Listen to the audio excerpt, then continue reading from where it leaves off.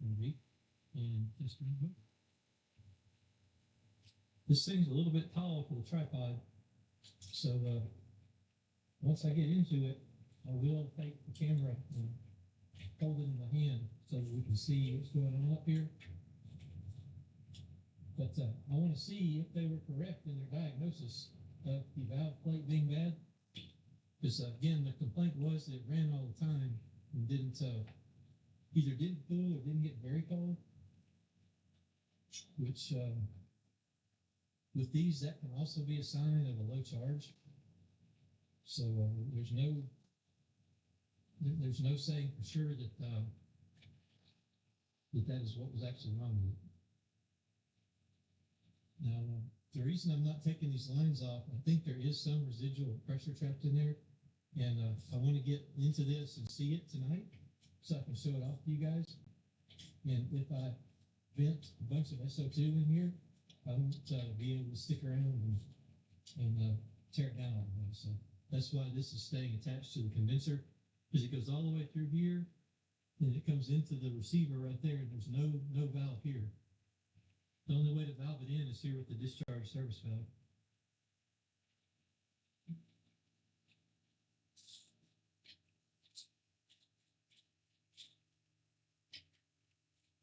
Get the bolts out of there, and I'm smelling a little bit of SO2, but that's kind of encouraging because that means that it wasn't totally vented to air, so there should be less corrosion inside it.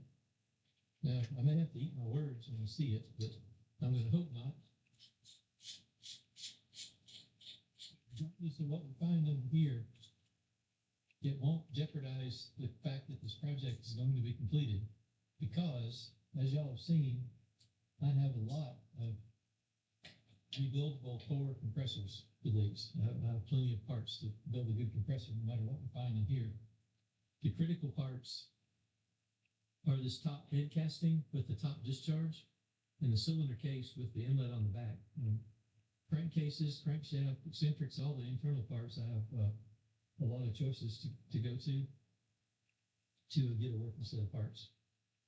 So now I've got to try and tap this off of there, and this one has a nice groove, so I should be able to get an aluminum bar in there and tap up on it. Try to do this without taking anything else off yet. Oh, pop right off of it.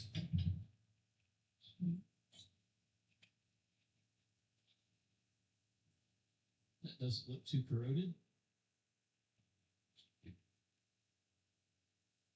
It's definitely stuck. So when I took this apart, there's definitely damage in there. The important piece is good, no problems. But if you look,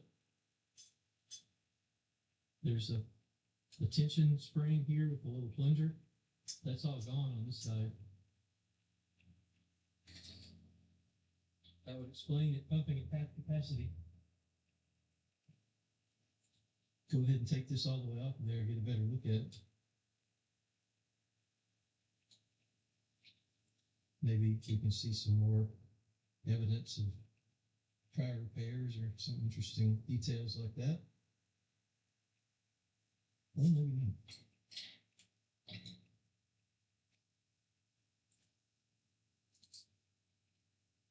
So that valve doesn't look that bad. Neither does that seat. That's good. So it's like the actual spring mechanism that holds those down is the problem there. But we might find some nasty surprises down inside the cylinders. So looking down the cylinders, they don't look that bad. I'm going to put some PB Blaster down in both of them. Give that a minute to penetrate in there and then try to turn the crankshaft. One thing that worries me, there's a lot of play in there. It makes me think that there's a lot of wear.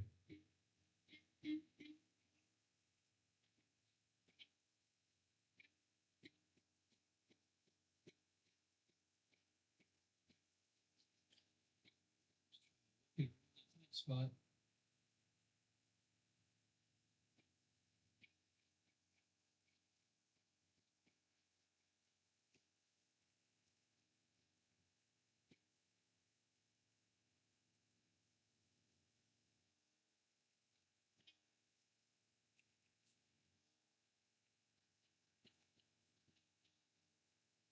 She's not happy, but at least I got it turning.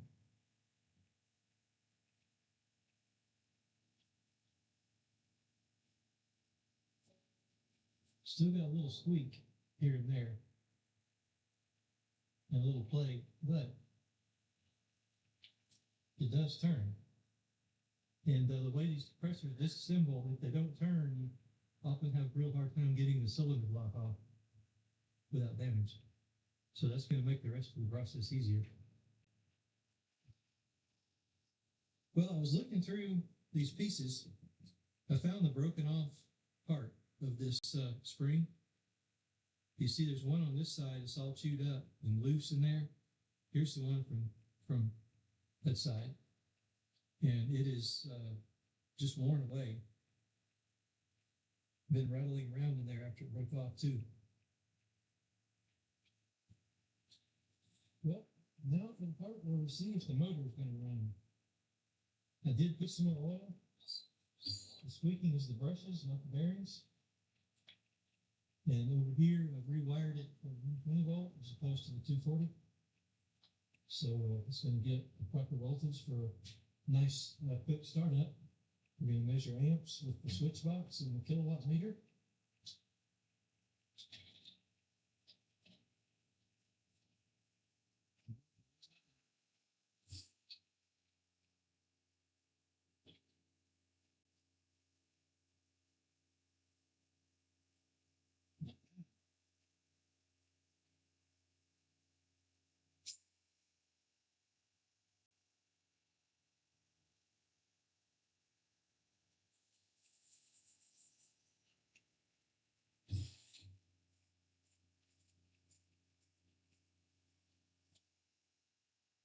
Obviously, the motor needs servicing, but it does start and run.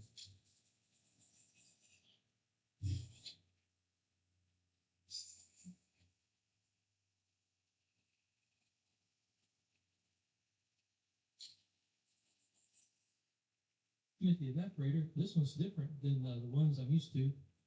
It doesn't have the fins on the side of it. It's got this extra set of tubes that are spaced out away from the ice tray slots.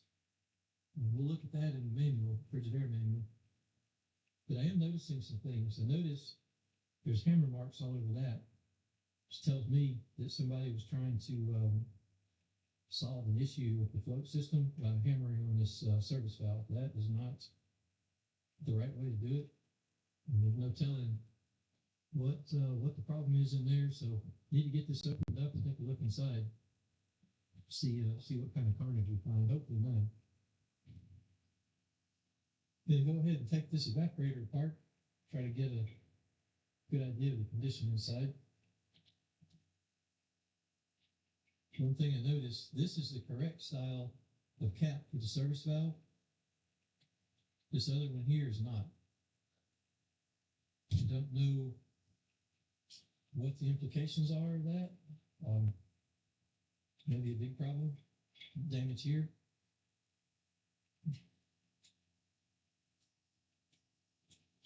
And there's SO2 in that. And open that up all the way because I don't want to have it be pressurized and blow that end off of there because that would not be good. I can deal with a little bit of SO2 let out like that, but if it blows off and shoots a bunch of oil and crap all over me, I would not like it.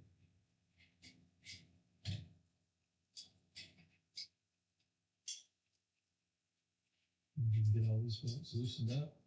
Most of them are pretty loose already.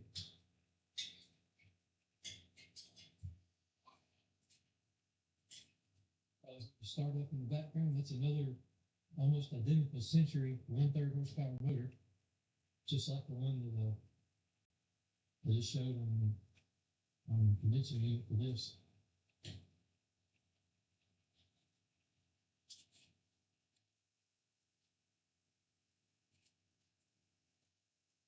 I've got, let's see,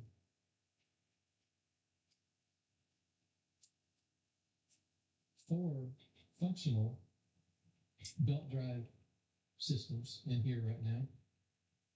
By functional, I mean they are ready to work immediately. Two of them are in operation, as you heard the startup. And the other one's in another room where you probably can't hear it. And then there's the other two that are ready to work. They're just simply turned off right now because, why run everything at the same time? Not many places you'll find multiple belt drive refrigeration systems of this vintage in operation.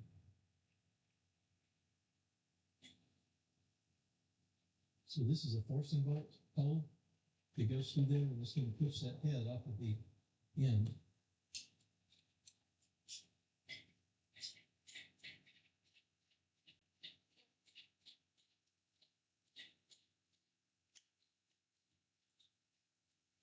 Do just crank it loose a little bit, go on the other side down here and gently pry to get it started off of there. But I am concerned there could be a lot of oil in there, so I'm going to turn it on the end like that to avoid spilling oil. Mess up the crate. I'm using the crate to tear this down because you see the oil dripping off the bottom.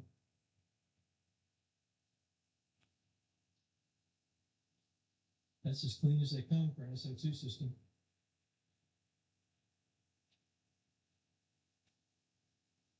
You see there is a little bit of corrosion bloom in there.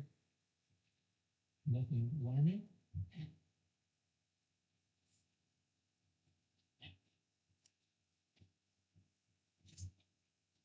But you look in there, there's a huge amount of oil.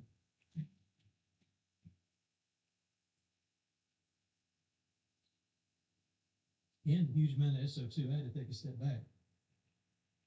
So what that means is it was probably running with a low charge for a long time there toward the end. And that allowed the oil to get pushed up in the evaporator, and there wasn't enough level in here for it to return to the compressor. So it could have run a long time like that. It will still do some usable cooling, but it'll run all the time, and you'll hear a hissing noise in here. That could have been what led to the hammer and chisel mechanic working on the valve. But, it's not broken, no major carnage. So I believe that's the last major component opened up. So that's all very good findings. Motor runs, but it does need to be taken apart and cleaned up and refurbished. Compressor was able to be freed up, but it needs a major overhaul. Gonna have to replace this, which is no problem.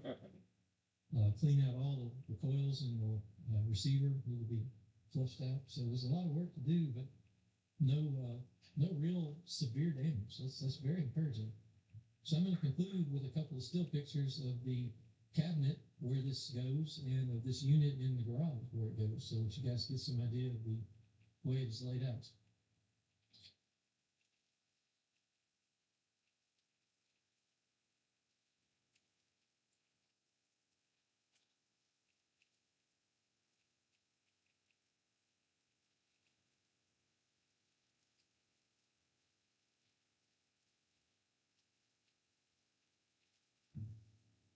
Hi, folks.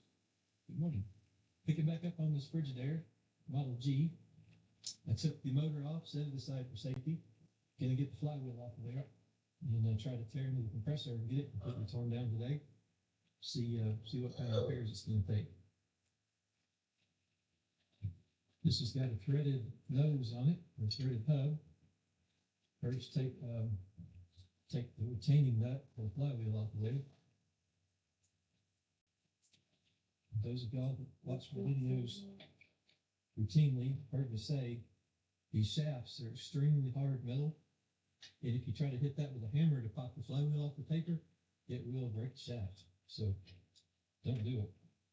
The big Model K ice cream cabinet unit that I did recently that you hear running in the background, that one has a broken shaft. There's only about one thread that can be used to pull the flywheel on. And so far, it hasn't had any trouble with it. I mean, it's just sad. It shouldn't have to be like that. See how easy that was to pull it off the taper. It's nice to have the right tools. There's very few truly special tools for this. This is one of them. That is a 1 inch by 20 thread, 1-20.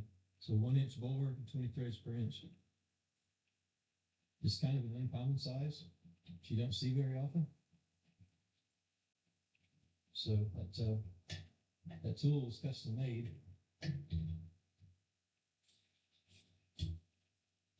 Nice stamped steel, riveted together flywheel. Each of the spokes is a fan blade, and they're all riveted together. And then it's got the steel hub with the spoke part riveted in there.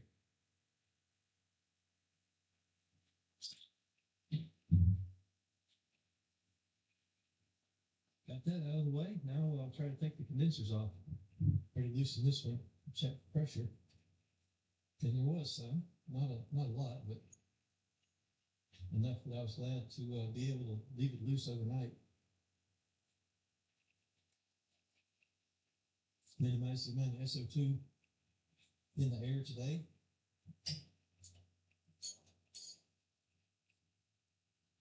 It's just an unavoidable thing. If you work on these, you're going to have to deal with it. It gets trapped under the bolts and the bottom of the bolt holes. It's trapped all over these things. The M52 that I rebuilt several years ago, it's the one that has a single coil condenser just like this. That one had almost a full charge in it that came out when I took it apart. I had to roll it outside and leave it for the night to finish fuming, and then pick back up on it later. So I went ahead and took all these other parts off, make it easier to get the compressor apart. You start by taking this suction service valve off, get it out of the way, leaving it on the condensing unit base because the compressor has a drain plug in the bottom that's going to take out, drain the oil, and this will make it easy to do that. I'll just have to set it up on blocks of wood otherwise. And this will just simplify the process a little bit. I love those tall head bolts. We can take this out.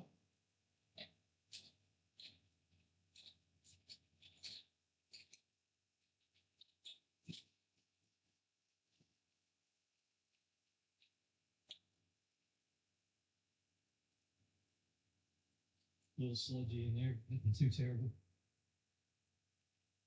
It's a fairly long plug. It's tapered too. It's a pipe thread. Definitely an early design. So I've got a drain pan under there. See what, if anything, comes out.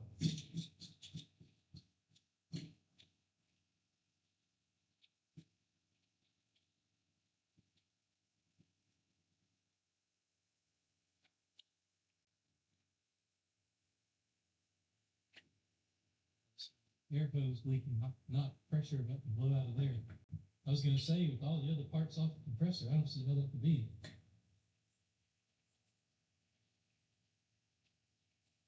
Well, there is oil in it.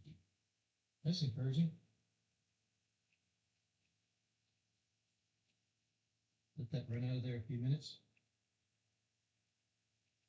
So while that lovely SO2 smelling oil is coming out, go ahead and start taking the shaft seal apart. See what type of seal it's got, and see if it is something that can be rebuilt.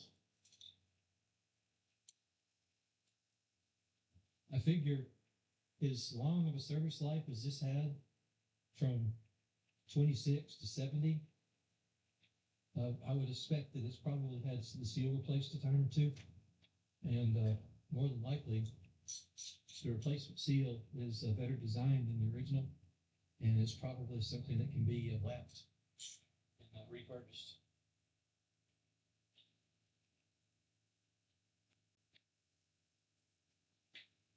If not, quite a few spare parts around here.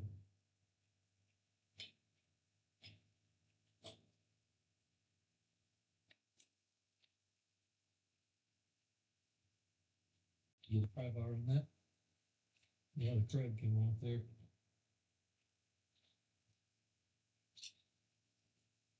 What you see around the edge there is the old lead gasket.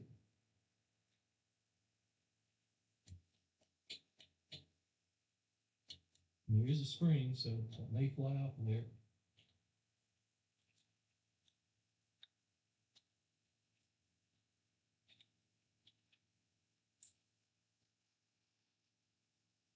Actually, this is an aftermarket seal, and the spring is inside there.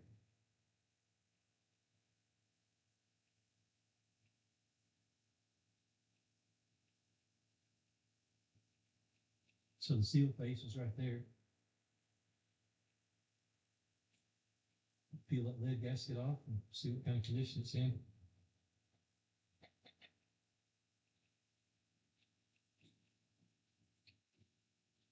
I took all these bolts out. See how stuck this is going to be. So,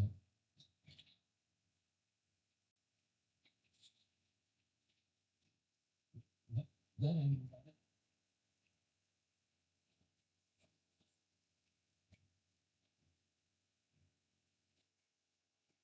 Still got a little snap piston going on in there. You can hear that.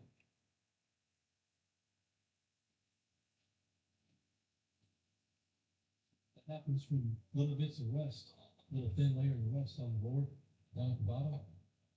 And when I'm trying to lift that cylinder barrel off of there, it's trying to go up past where it normally runs, and it hits rust, but it hadn't wiped away yet.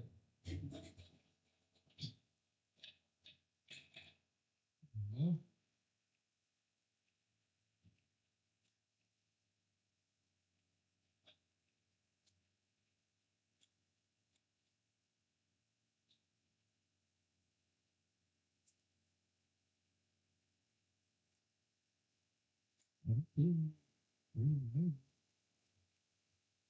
these parts.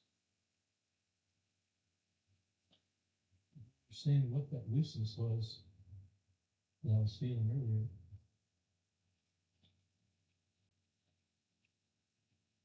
Interesting. This has been put together with the set screw toward the front, which is normally, that would be backwards normally, so it'll be at the back. I don't know if that's interesting. I don't know if that means anything or not, but typically there's a locating hole in the shaft where that set screw goes in. So if that turned around the wrong way, I don't really know what we're going to find in there. But we're going to find out in a minute. Maybe get the set screw out, see if the shaft will come out of there.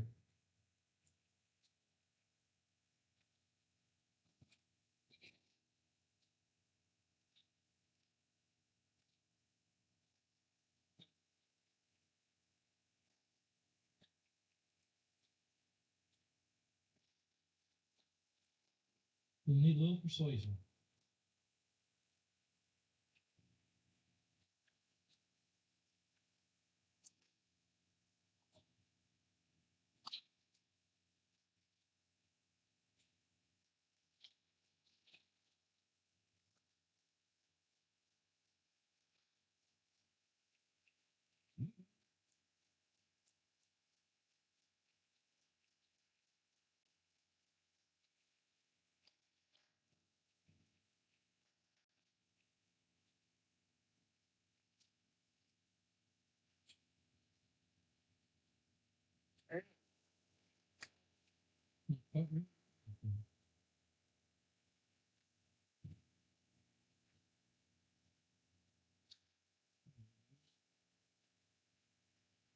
Well, looking at this shaft, it does have the set screw hole for the drive in. Live and learn.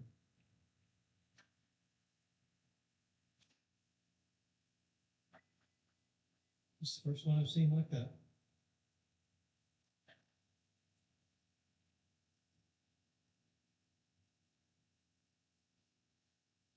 So this part here is the rotary shaft seal face. I got to see if I can get this piece off of there non-destructively.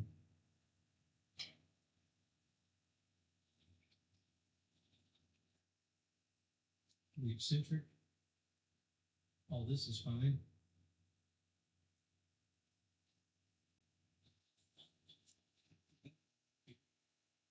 You can see there's just some residual oil in there.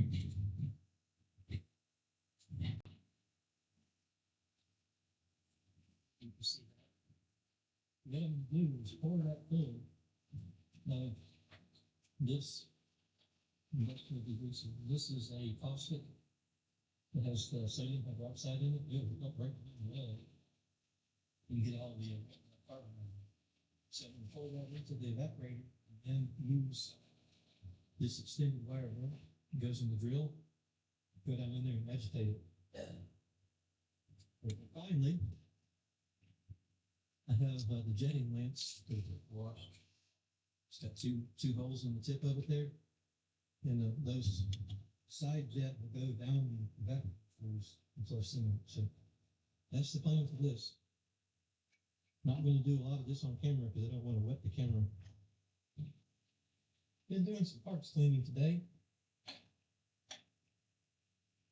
Put all these castings in the ultrasonic. Clean the gasket surfaces. Very, very good engineering in this. You notice there's a counter bolt in each one of these holes.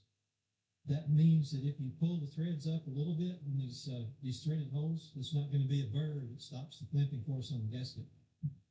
And all of the bolt holes are like that on the threaded holes. And on the crankcase, I've just put that in there temporarily because I have to fit rust washers. It needs to have as close to zero in play as possible to help the shaft seal hold up. Now, the astute of you may notice there's some differences. And this base is not the one that was on the compressor.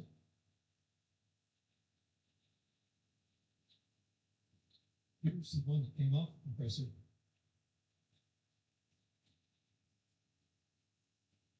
Now, there's several differences.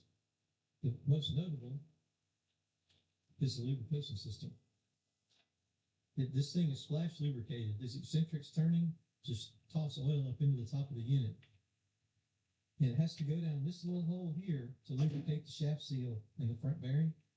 There's another little hole back here for the rear bearing. If you look, this is a high spot, so very little oil is going to get in there. And Frigidaire and Frigidaire design, they came out with this one that has those big oil cups in it, both the front and rear, and that has more holes. So there's a lot more. This seal cavity should completely fill with oil while this is running to keep that really lubricated. The seal that came out of this has a rubber liner in it right here, and it seals against the outside of the shaft. And the spring is supposed to push it up. This should slide on the shaft freely because if the shaft pushes in and out of the compressor, these two seal faces have to stay in contact with one another. So if the shaft gets pushed in and the spring can't slide that out, it opens a gap up and you'll have not only a big leak momentarily, but it'll allow dirt to get in between the faces and cause a sustained small leak. And all of these shafts are 90 years old. They're all horribly pitted right here. So this sliding type of seal is really dicey. The original seal, the stationary part of the seal was movable. It has this spring-loaded mechanism. So it seals right in there. And this is compressed together. So, excuse me, if the shaft pushes out, it compresses the spring further and the faces never open up. So that's the style of seal we're going back with. Is the original style. And in spite of that, to help minimize stress on the seal, it's very important to have minimum in play. Because the low pressure side with the refrigeration system comes in here into the crankcase. So if you get enough crankcase pressure to overcome the seal, the shaft will slide out a little bit. And the more it does, the greater the chance that the seal is going to be altered. It's going to move the position of the parts and create a leak. They'll probably correct it once the machine runs, but you'll end up with a leak during standby. So I have lapped down some washer to go in there and make a thrust bearing or thrust shim. So the thrust bearing on this one, I already tightened it, is in the back. There's a couple of hardened steel buttons that push against each other, and then the steel face will push in this way. So the shaft steel face is not perfect in this shaft. So I have this down here. So this steel has a removable rotating face. There's a rubber gasket that goes in there. So this gets pushed down on the compressor shaft, and that forms the wear surface and the sealing surface. And then it has this original type of stationary face. It's stationary from a rotational standpoint, but it will move axially to allow the shaft to slide in and out and keep pressure on the face. So you see that little bright ring? That sits against that steel part that I just showed. And that is what actually contains the charge in the machine. There's a thin film of oil that's trapped in there with force against it, and that oil's surface tension keeps the charge in. Here's another one of the sliding type. This one is a black carbon seal with a steel stationary part. But again, it depends on the shaft being smooth because it's got the rubber inner diameter that slides on the shaft. So I would have to repair the shaft and sleeve it to make that work. And the original design doesn't require that. So I'm going to keep with the original. Yeah. Or I guess in this case, demodify it because it was already modified. So if you remember, the original failure that the owner told us about was that these discharge valves wore out. You can see a groove going in that. So what we got some new old stock ones.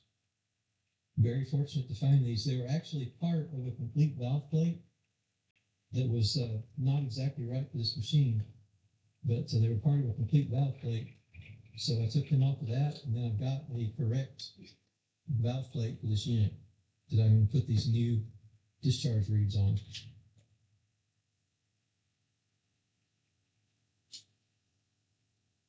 A lot of us are used to seeing these parts in their old and decayed state and haven't ever seen brand new ones. And when you see how nice these are, how well they're made, you really get a lot of respect for the people back in the day, because this was made, over 90 years ago. And you can buy new mechanical parts today, and they don't look any better than this. This is made just as well as they make mechanical parts now. So they were very good at what they did. And this is kind of fiddly. I got to get all these points lined up.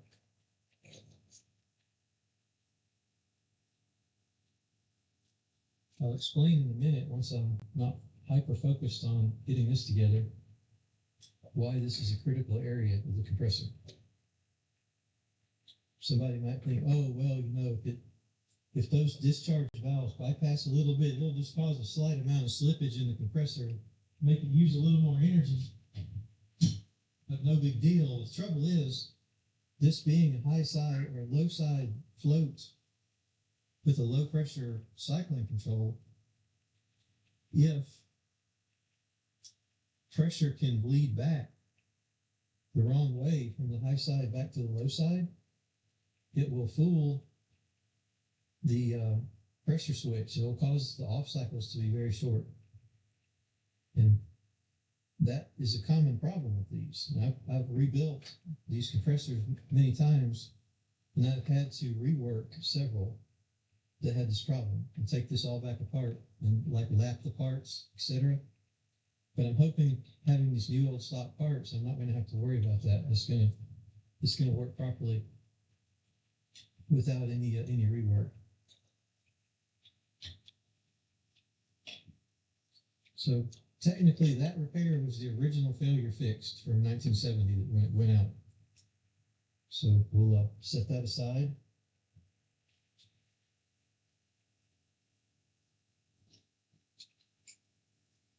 So there's a suction valve in the piston. I've already fixed this one. You see the parts are back in there. This one, I lapped the little ring, little surface in there where it seals. And then this little disc, I also lapped the bottom to get the wear pattern off of it.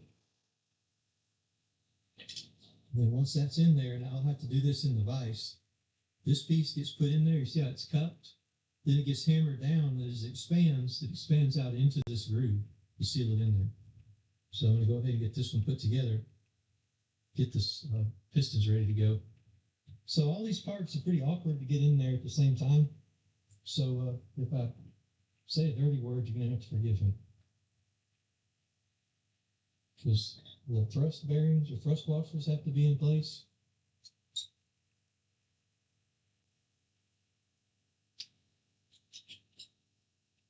Keyway can very easily damage those.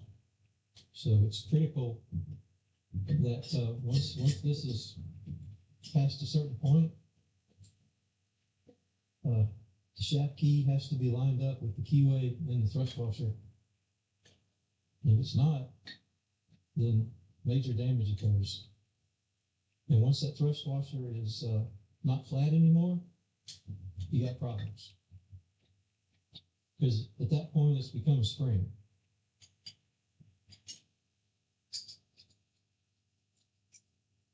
So everything in there is looking right. We'll get a rubber mallet. One other thing I like to do, it pains me if the pistons flip over sideways and hit the iron. So I'm going to try to protect that from happening.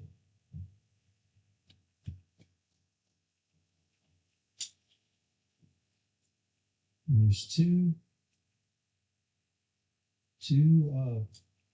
keys in this shaft. It's important that this all goes together smoothly. And it's not an entirely free fit. There is some pressure involved, so sometimes it's hard to know if you're hitting a restriction that's supposed to be there, or if damage is about to happen. This is your horoscope for January 17th. People do not see things the way you do right now. Key at the top. You can see it. I know y'all probably can't see anything. The key is right there at the top. Once that first key passes through, you'll see right there, the washer just dropped off the key. I've got to be really careful that I don't allow the next key to bend up those thrust washers. So I'm watching for the key to start showing up.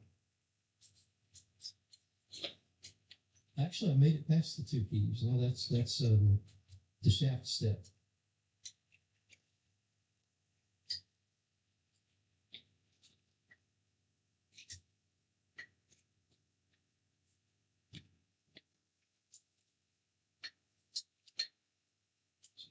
The silver washer needs to be up on the step.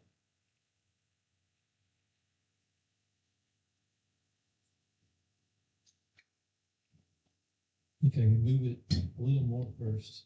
Get me some room. Got that other Century motor starting up over there.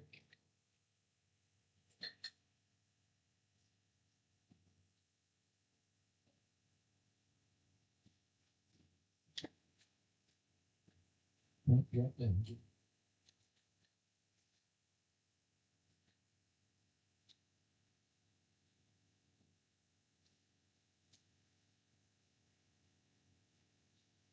So the silver thrust washer is a larger inner diameter than the thin brown one. We've got to be sure that the silver one doesn't get pinched in between the brown one and the step the brown one sits on, but I got it that time. It went where it's supposed to. So now this crankshaft has a different thrust bearing assembly, and it has the set screw hole at the back, like I was talking about earlier. This is the style that I was more familiar with and have seen many times.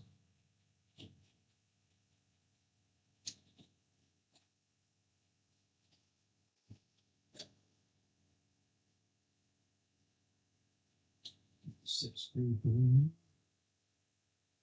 Try not to drop all the parts down inside. The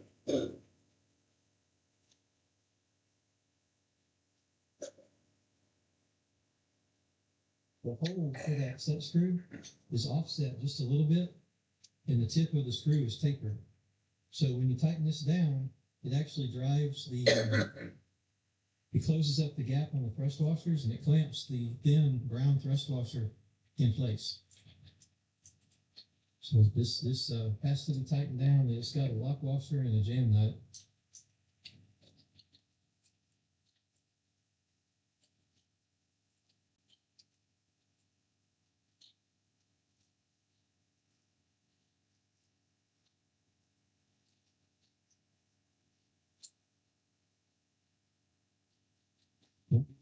Here, two of the sensor motors.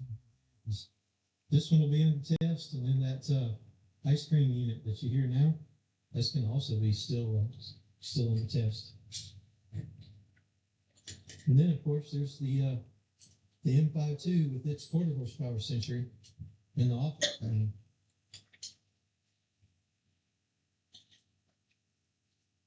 So the 7/16 and tighten down the jam nut, and I think that part of the job will be done.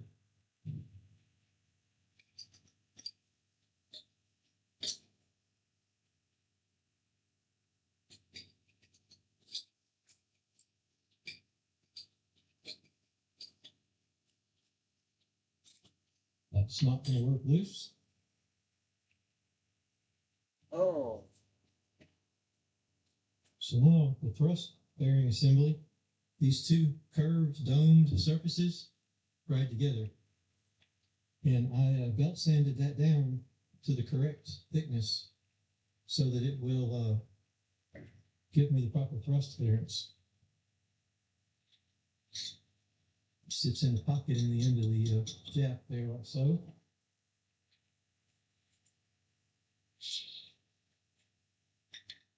A little lubrication.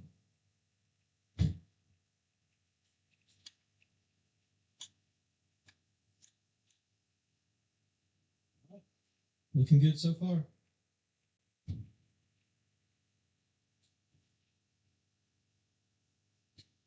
Now I can test the suction valve by just covering it up. No vacuum, but it made pressure coming back up.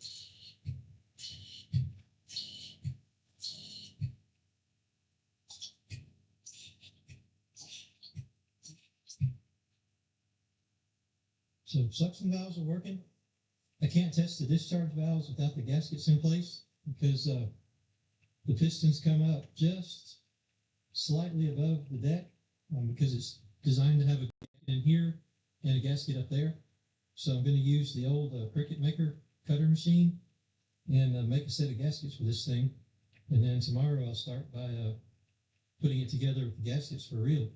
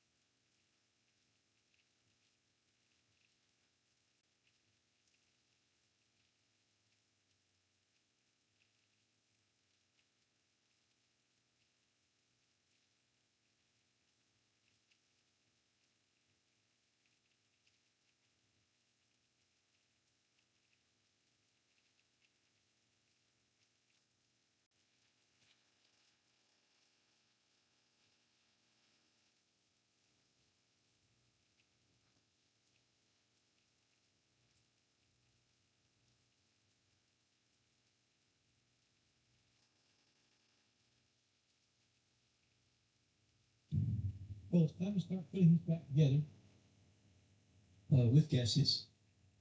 I've cut these out with the Cricut Maker gasket cutter machine or arts and crafts cutter machine. It will definitely cut gasket material, but you have to set it up just right. It needs to make multiple passes over the material, or else it won't cut it all the way through.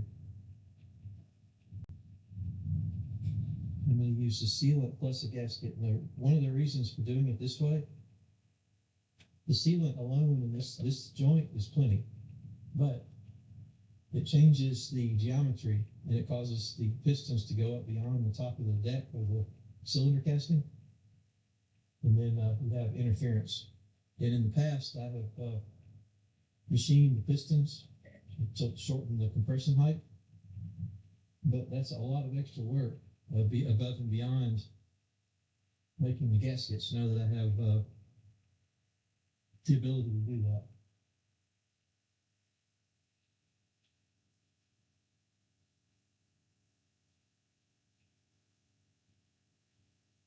I'm trying not to cause the pistons to flip down and land in the sealant.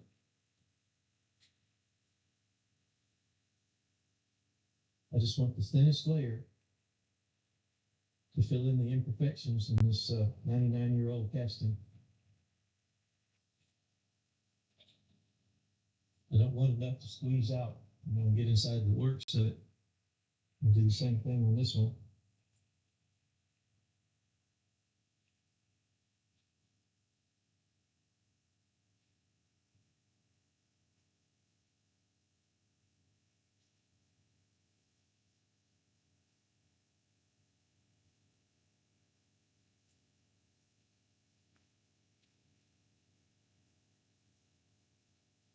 So most of these videos I share on YouTube, and I post links to them other places, such as on Facebook.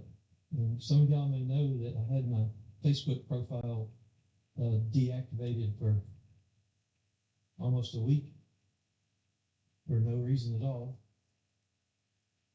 Had to no option to appeal it or anything like that. I had to reach out to some friends and have just I don't really know what got it brought back, but there was a lot of effort put into trying to get their attention that they needed to review something that their AI did.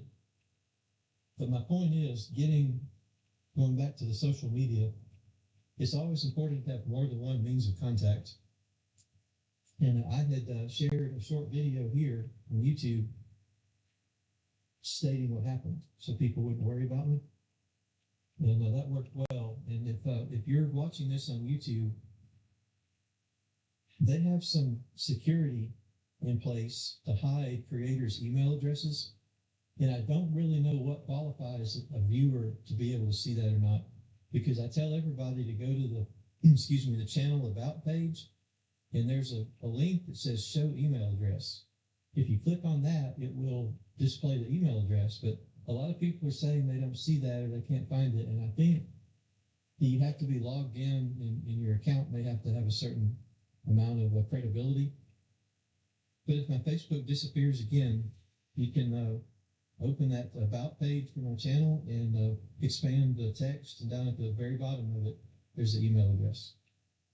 And if YouTube decides not to show it to you, I really don't know what I can do about that, but that's what it is.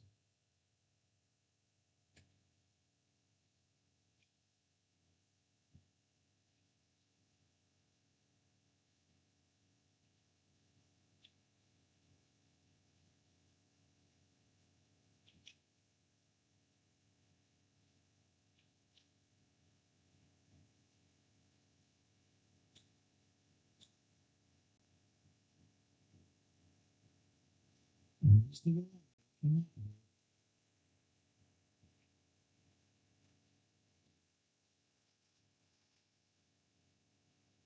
starting time.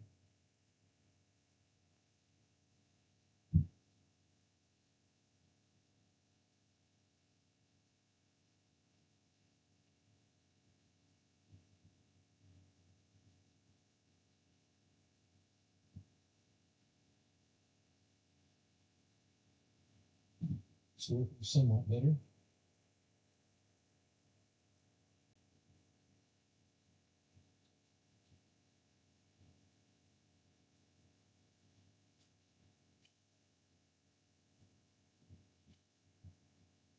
This part isn't exactly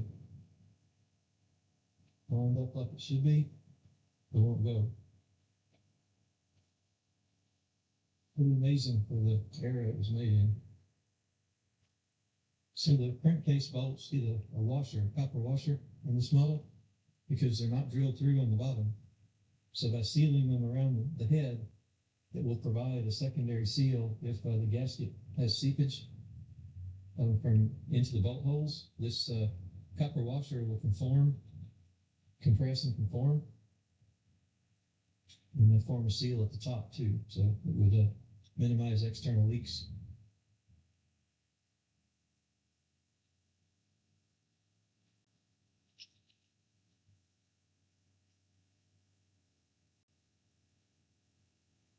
We certainly don't want leakage.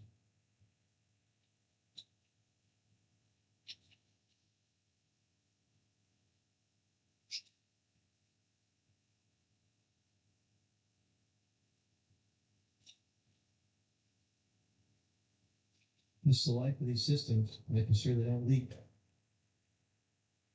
Because these old belt drives, they were never a no maintenance design from day one. And people are not in the habit of watching out for this refrigerator that need maintenance. But these systems eventually do.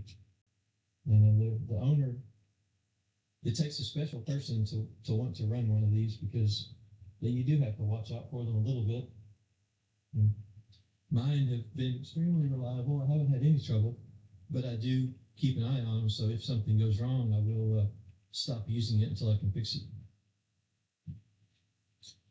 Do a free rotation check here. So as you can see, it's working. No binding. Now, in order to torque these, I've got to clamp the whole base of this thing in a vise to get a good support. Turns nicely.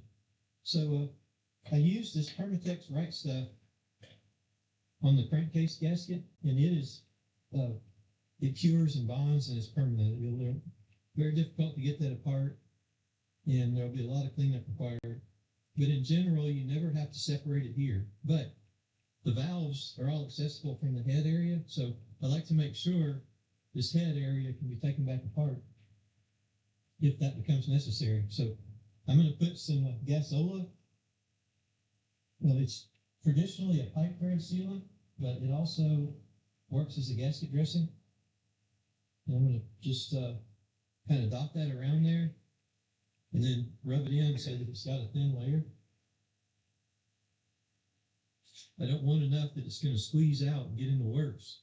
So I just want to rub on a really thin layer on the outside of it because I'm concerned about external leakage. Because again, it's a 99-year-old casting. There's going to be some flaws, some imperfections in the surface finish.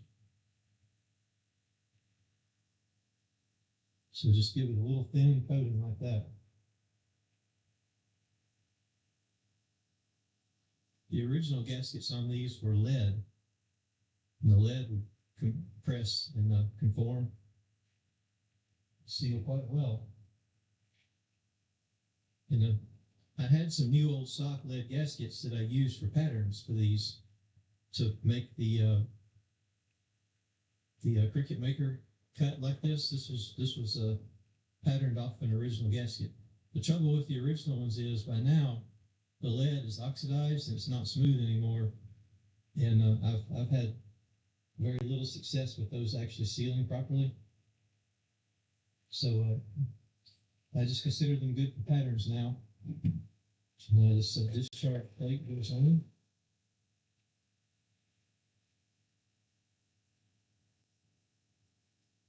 That's the next gasket. The gaskets are different, as you can tell.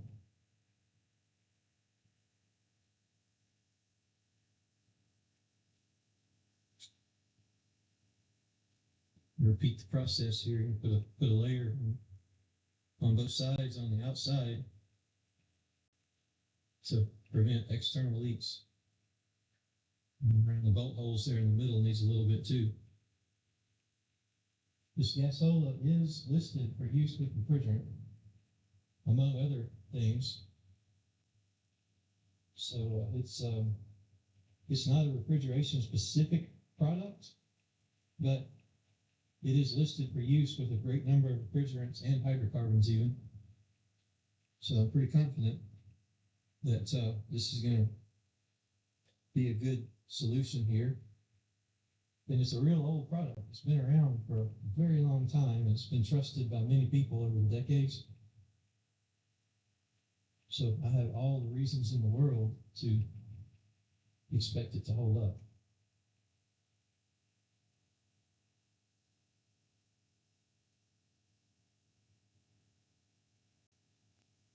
Don't think that's excessive.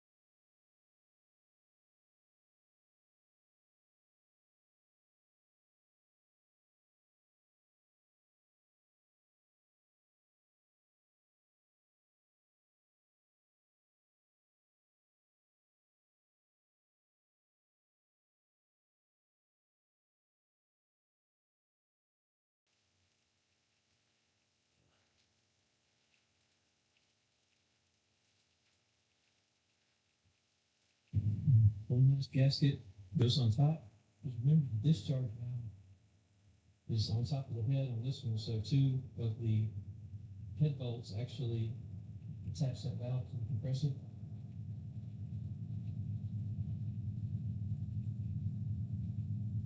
So this gasket's got to be ready to go at the same time.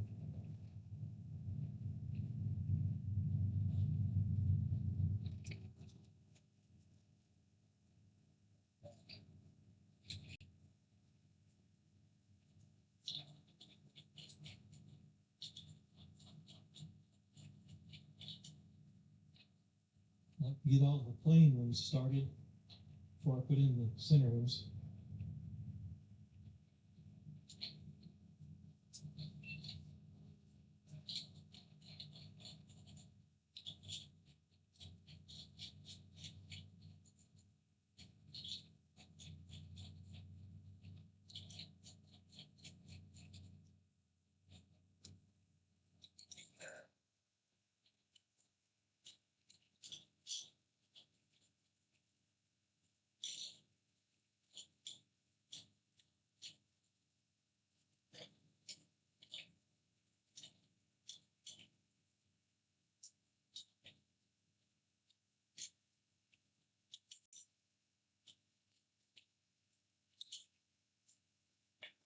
Hand turn test here. Sounds encouraging.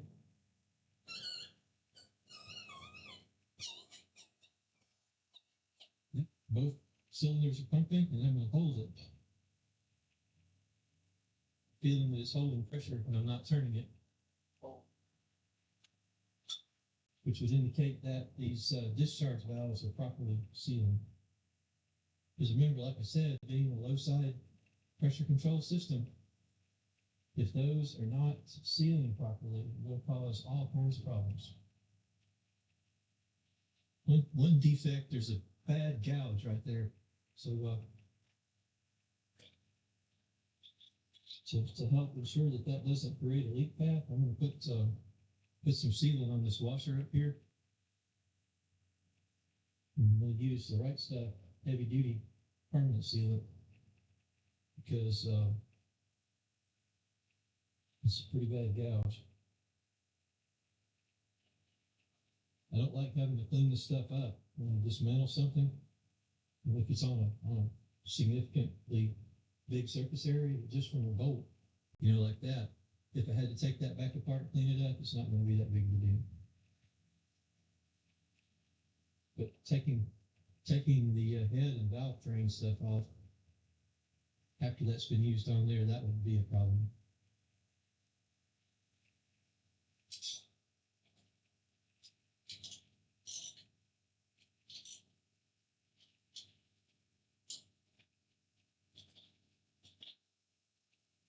Right. Looking like a compressor now. Get all those tightened down. Well, now it's time for the mechanical shaft seal. Those two surfaces have to be mated together with no trash in between them.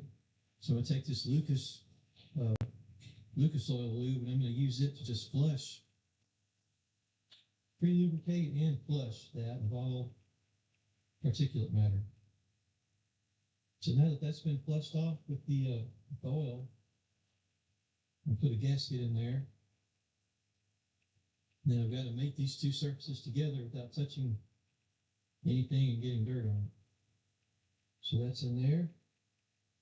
And then this design has a dust lip. And then there's a pocket for that dust lip. So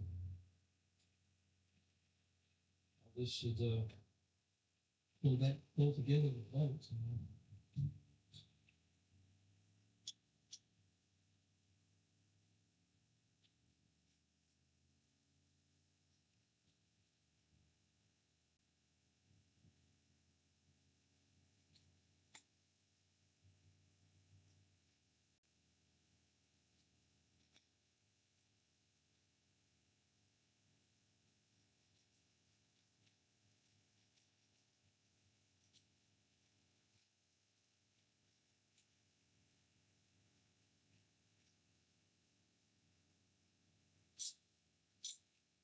Smooth this down really evenly.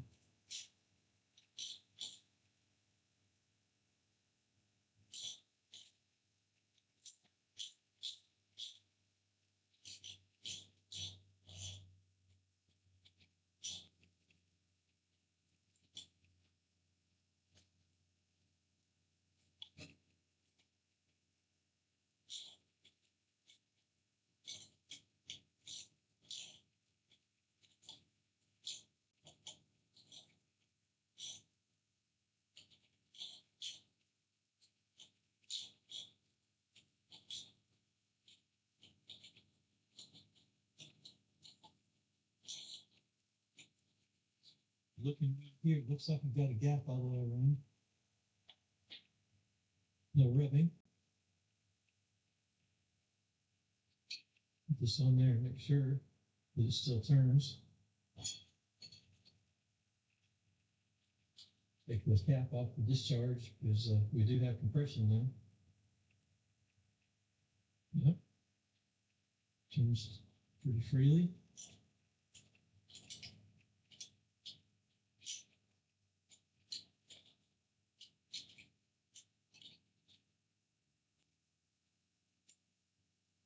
Feel any change in tightness after compressing the seal spring, so that tells me that it's not in a bind in there.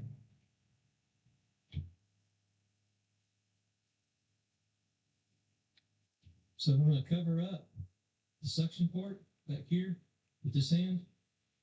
Then I'm going to make a few revolutions of the compressor. Feel vacuum building up. And if it holds vacuum, that'll indicate that the seal is not just overtly open. It's sealing to some degree. Yep, still had vacuum. So that means I'm not like missing a part or something where there's a gap. It doesn't mean the two faces are perfect, but it means that it's 99% chance it's assembled correctly.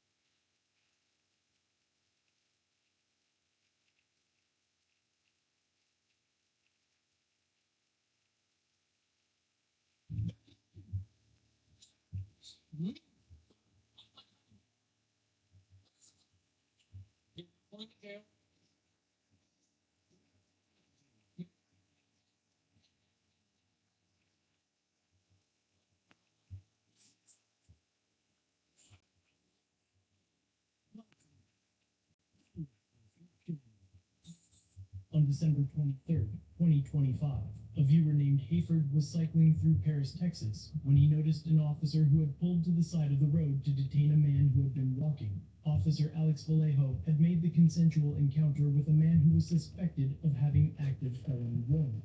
Officer Vallejo was taking pictures of the man when Hayford pulled up to the encounter on his bicycle. The officer's cruiser was obstructing the bike path, and the officer was obstructing the sidewalk.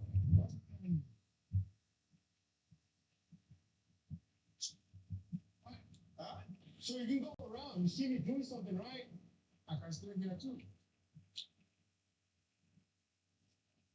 Obstructing the sidewalk. You can go around.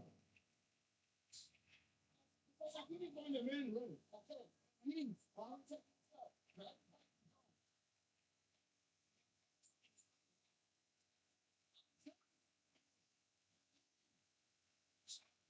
All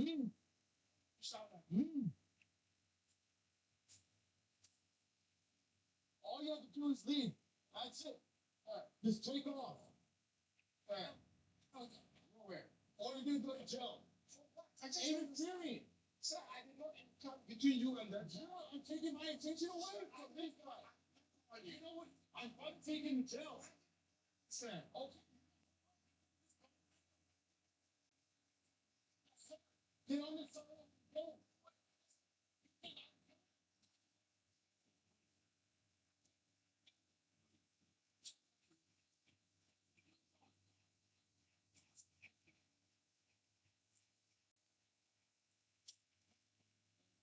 I'm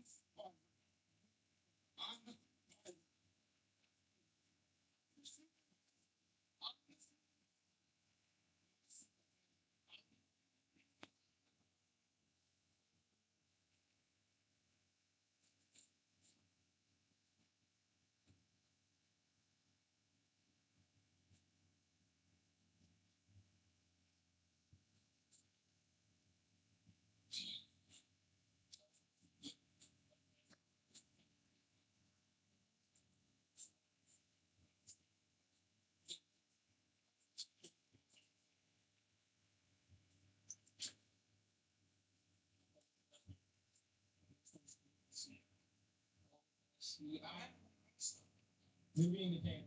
I don't know what's going on. Watch out. This guy is a dangerous guy. And hear me out.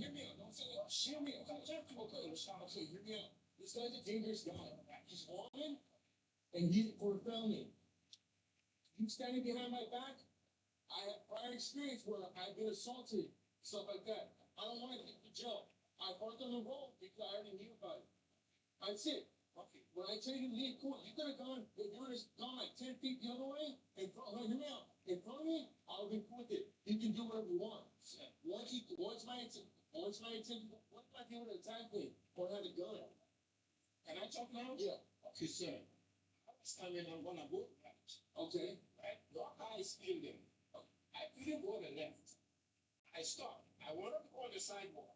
You were standing. Why did you go right on the side? I went to that. But you stopped and started recording me. Sir, it was here. It's fine. Has a clip. I had to take out and walk to the side. Why were you recording me? I was directing that you to the back. Okay, where you talking to the it's not talking to you. It's not. You put it back. Talking to you.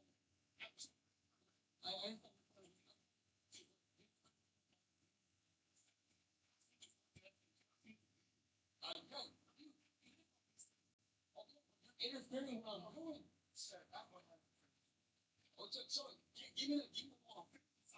Between you and all. That's how I read. This is getting exhausting. Texas Penal Code 38.15 covers interference with public duties. But the statute only criminalizes conduct where a person with criminal negligence physically interrupts, disrupts, or impedes an officer who is lawfully performing a duty. The undisputed facts show that that just didn't happen here.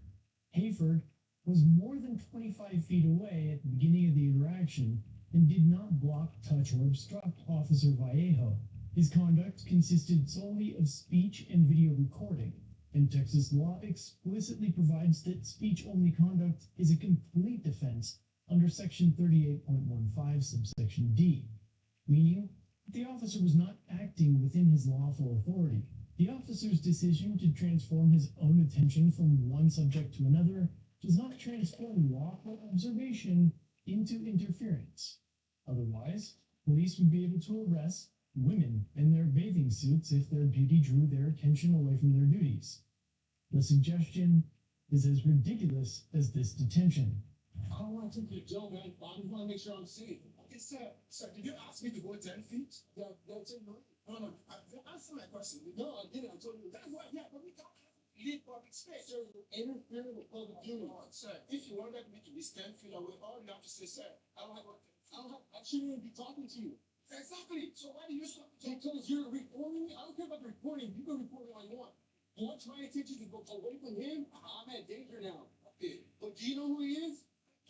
Okay, I'm telling you something. You could have just waited and gone around. There was no cars. Negative. Why you been no? No. What? So you want to know? So you could have gone that way. That one. So I think that. That's why I'm putting more. 2 cars left. Oh, look. But it's 2 cars. Okay. That's why I stopped. Why you? So I'm not trying to hit you up. That's the fact. I want to take him to jail. What's that? You just don't care, right? No, I said I'm trying to explain to you. I'm done. You see what I'm getting? So I stop on this guy, right? He's going to his parents. He's gonna have a criminal trespass. This dude pulls up behind me. I thought he was gonna go around, or he could have gone here. He stops right there with the bike, gets his phone out. I'm like, well, okay, if I'm recording, but now my attention's away from him. I thought he was gonna run. So I go, hey, bro, you got a warrant. And he had dope in his bag. So then I'm like, hey man, just take off. He's like, I don't have to leave. I'm like, dude, now my attention's away from Jude, and now I'm dealing with him. I'm like, well, you're interfering right now. I'm like, trying to deal with him. I don't want to take you to jail. Just leave. Didn't want to leave. And that's when I'm like, okay.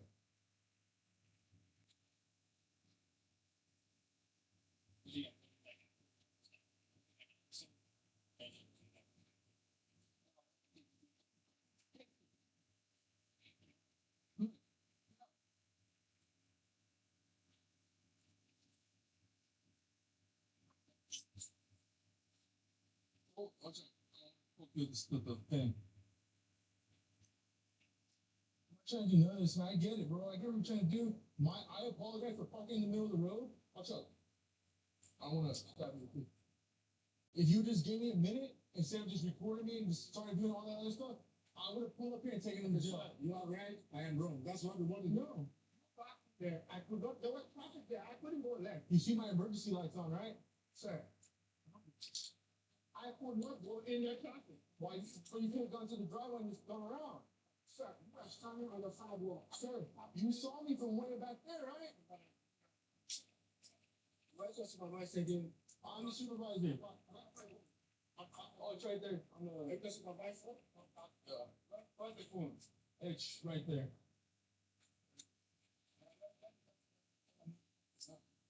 After his release, Officer Vallejo changed his tune, but the others that arrived late continued to treat Hayford as a second-class citizen. And your right flag. Sorry. Let me get your name.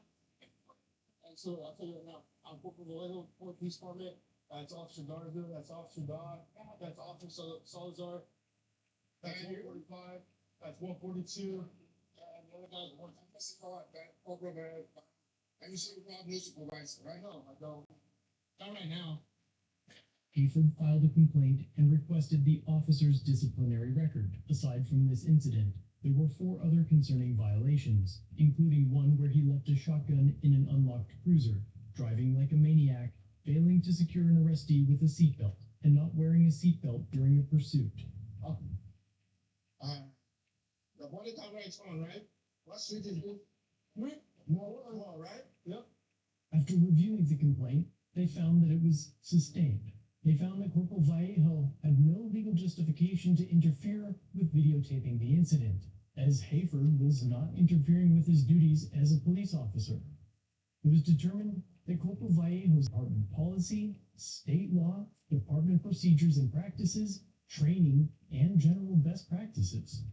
As a result, Officer Vallejo was terminated on January 7th of 2026, which is great. But it leaves us wondering, if Officer Vallejo violated state law, why aren't charges being pursued? Furthermore, the department should look into training some of its other members, such as Officer A. Barnes, who stayed after the scene had cleared to defend Corporal Vallejo by misinterpreting the scope of his authority and the interfering statute. What do you want to know? The 2 year I'm trying to give you what kind of. Right. He said off with the hearing. I know that they're not close. Speaking this topic. I wasn't speaking to him, sir. Listen. Talking to me. Leave him out. We're talking. That's my information. That's for me. Thank you. I I'll sit there and see where he bought the stuff. I'm not complaining. I didn't see anything when I was coming. I didn't see anything that was emergency.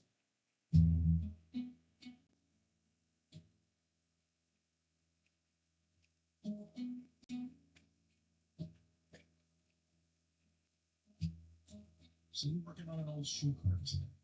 Just a small side project in the middle of something much bigger. Now, it's rough, it's tired, it's all dried out and crumbly, and it's seen better days. And in a lot of ways, that kind of seems like an appropriate reflection of this whole entire project. One of the strangest and best parts of this journey is that you never know what you're going to be doing when you show up.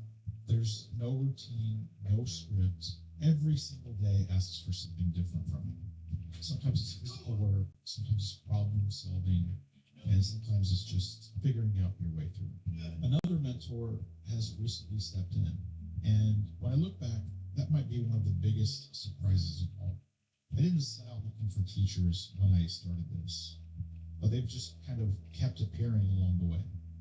People who've done this longer, people who know the shortcuts and mistakes, and they're willing to share them with me. And I'm really here doing this because I love old things. I always have been in love. My dream is that someday this building will be healthy and steady enough, and I'll be able to slow down and just kind of choose those little restoration projects just because they matter to me. But I'm not there yet. Right now, this current phase is about paying dues, taking lessons as they come, learning patience, learning humility, and trying to appreciate the season that I'm actually in. Because as unpredictable and difficult as this whole project can be, I still can't think of anything I'd really rather be doing. Okay, guys, we have a big project that's coming up. I have somebody to introduce you to. We're going to be filming this over a few days here, and well, something that's got me pretty excited. So this is Chris and the other Chris. Yeah. So what are we doing? Who are you? What are we doing? I'm Chris. I'm from Chicago. I drove down to work shoe racks to see how many of them we can salvage, which ones we can put back together.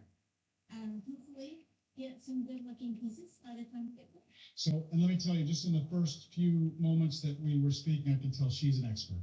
Yeah. Doing it since I was 17, which is over 50 years ago. Wow. So that's a person after my own heart because that's why I'm doing this whole thing. Right? Yeah. And so. Yeah, and we can salvage a lot more than Chris thought we could.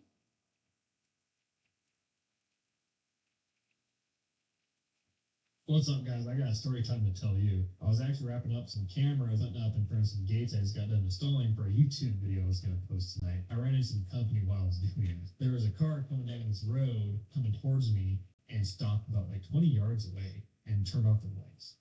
Welcome to the botnet. Maybe they were thinking, I'm up to no good. So I walk up to them, I get to their tail light area, I'm like, hello? Anybody there? All good?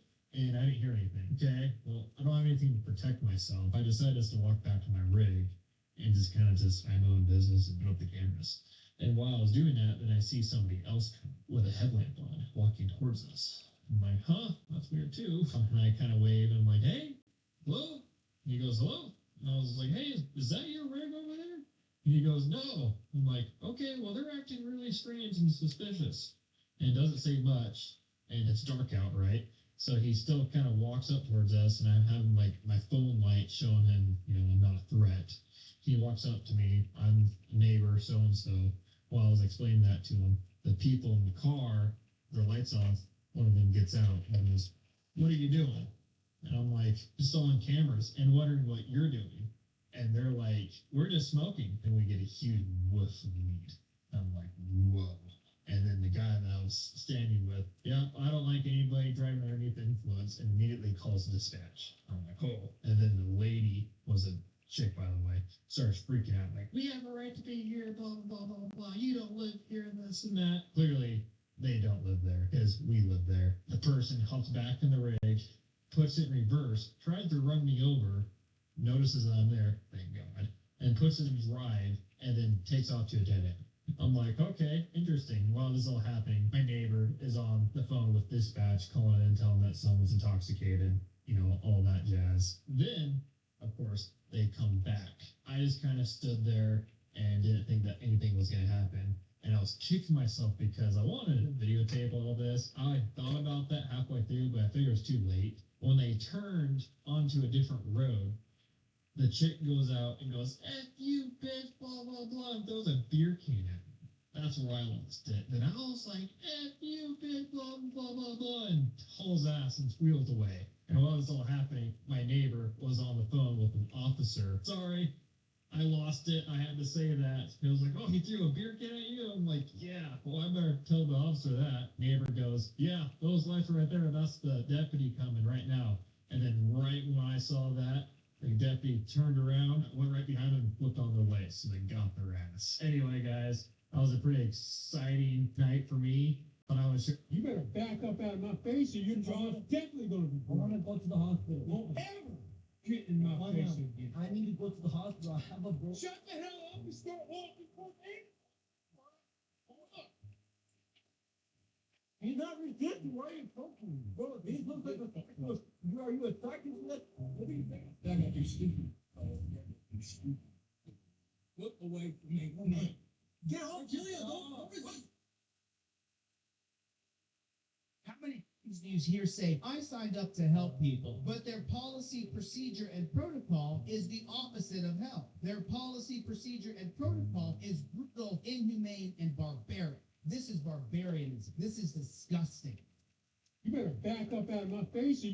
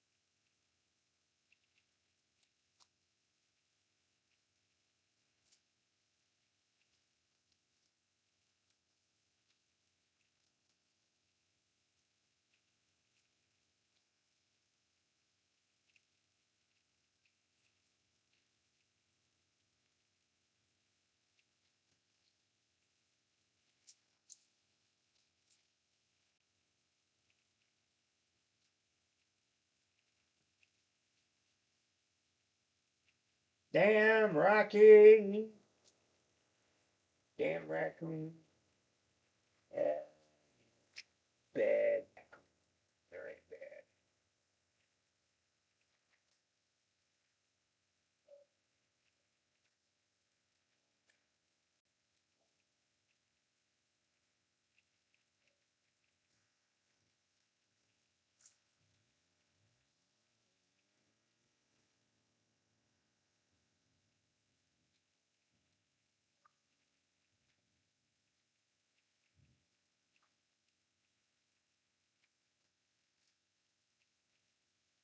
Think this is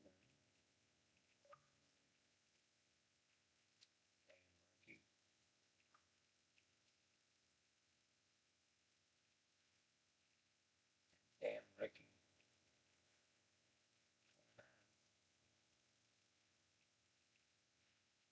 But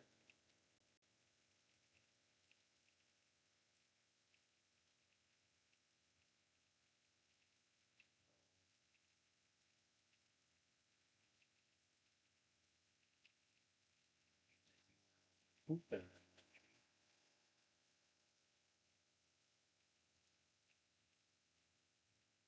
That wouldn't be good, would it?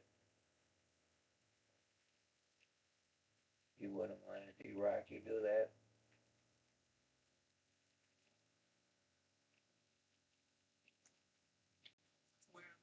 That said he don't care. Can't leave all Rocky. He just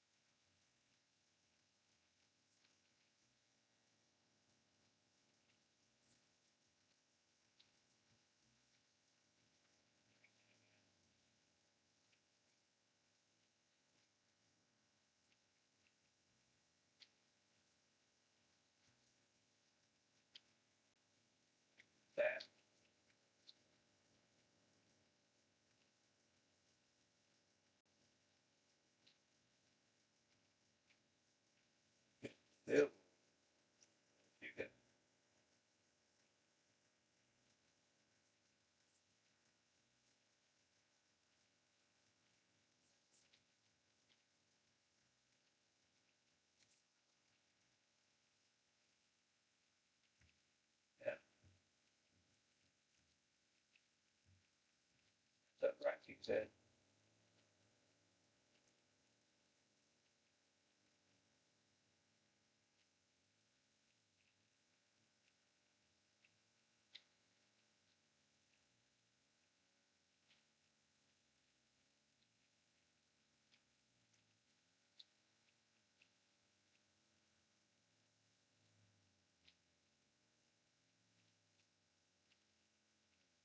I think like this. I think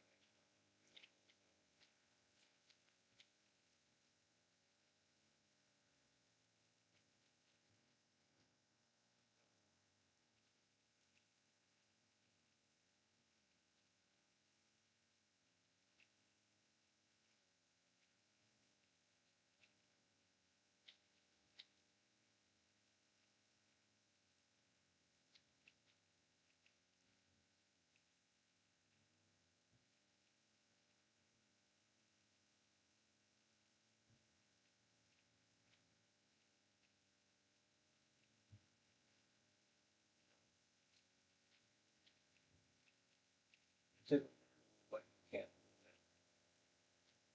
You get it where the stop top is open, but you can't control it.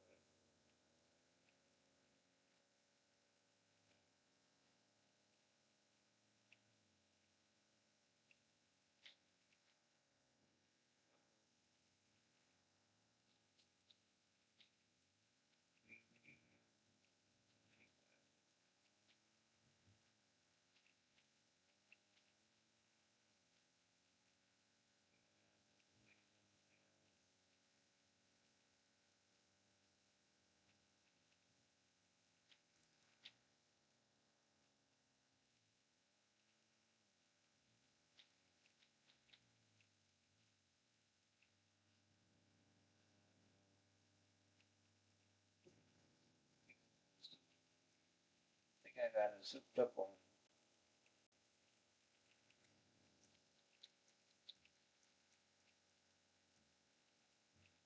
Check.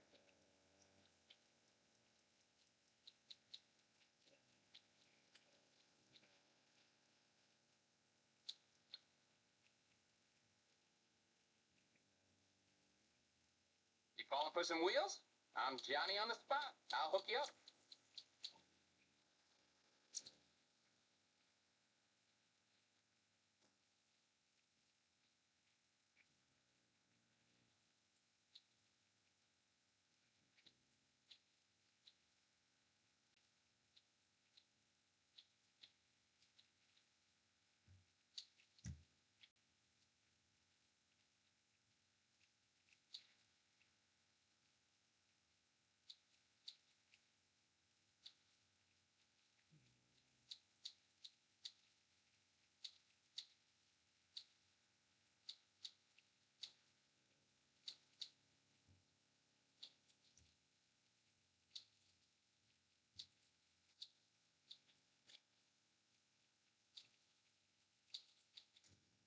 Mickey,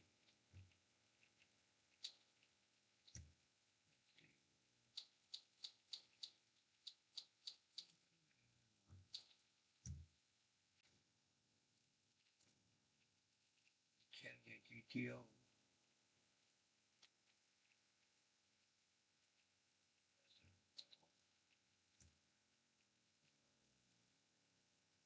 He said it all my brain.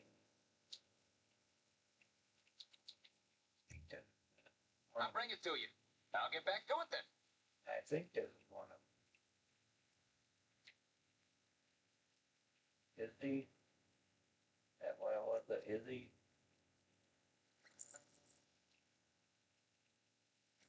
I think this is a new one.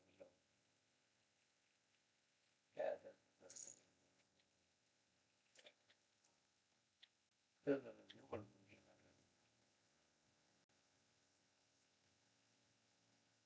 This one got the stop top, and you can put missiles and shit, or anti-lock on.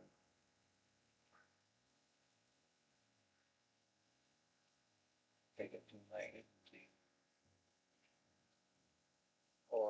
take it to, Cook's Garage, right?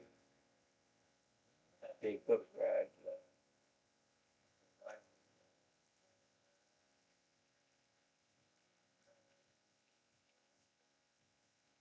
Vinewood.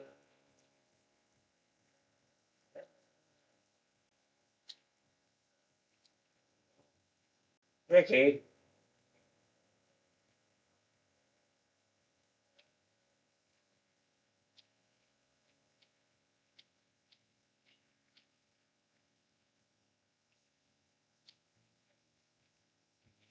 With me.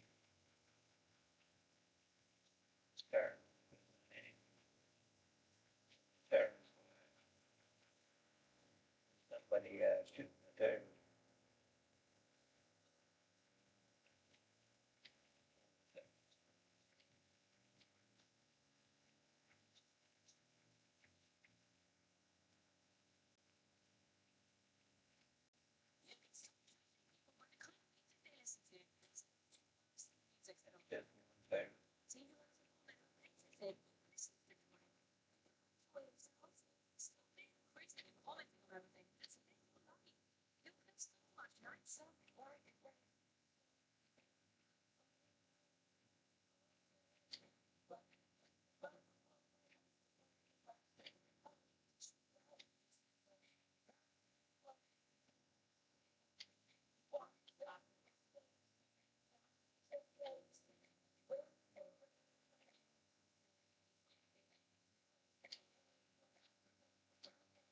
Just one turn.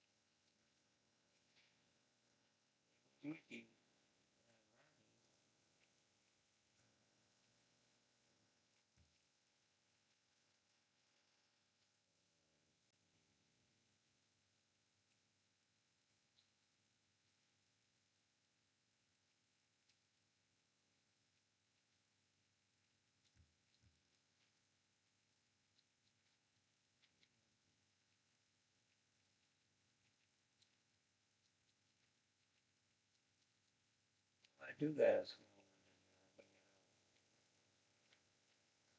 That's the same one that was.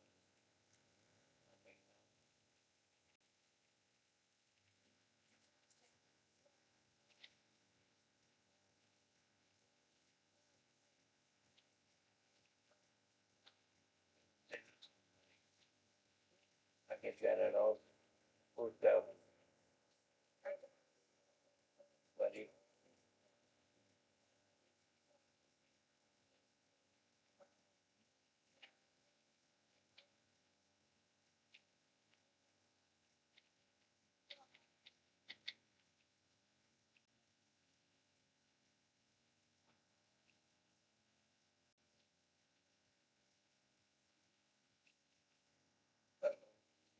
I didn't drive. I didn't drive it from the end.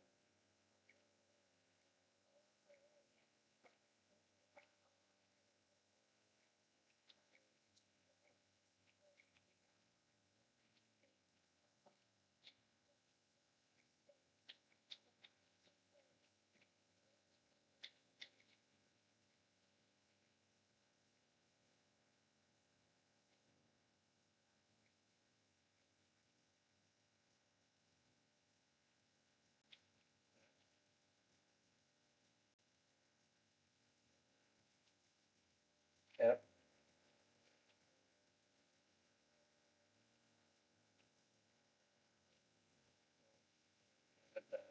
But the exhaust pipe.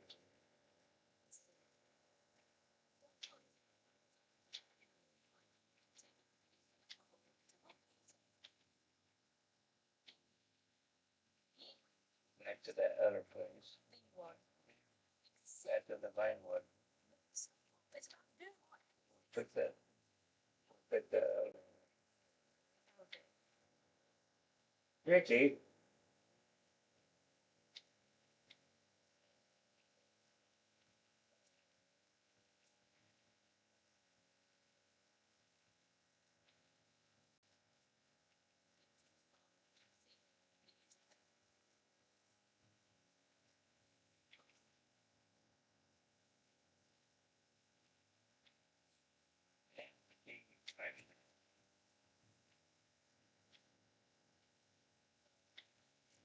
You broke the electrical spout.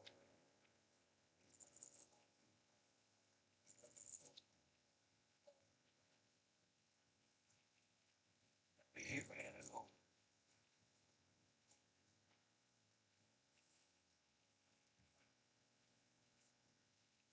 Might be that you did.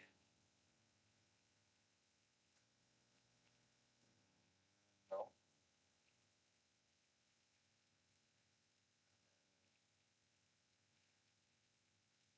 Oh, I got another one. I got another one in there too. I'll blame this one.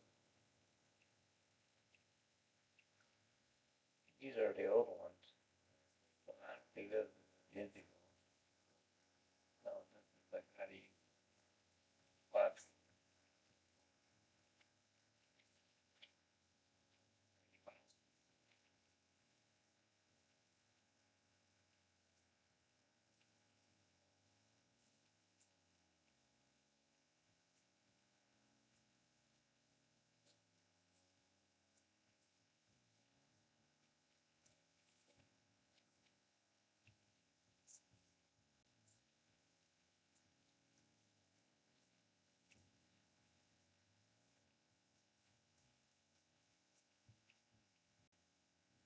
Thing.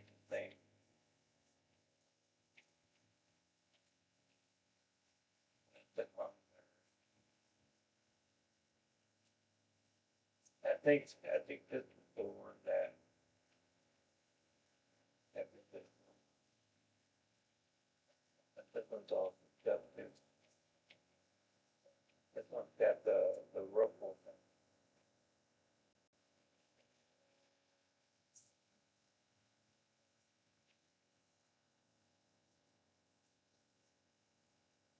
But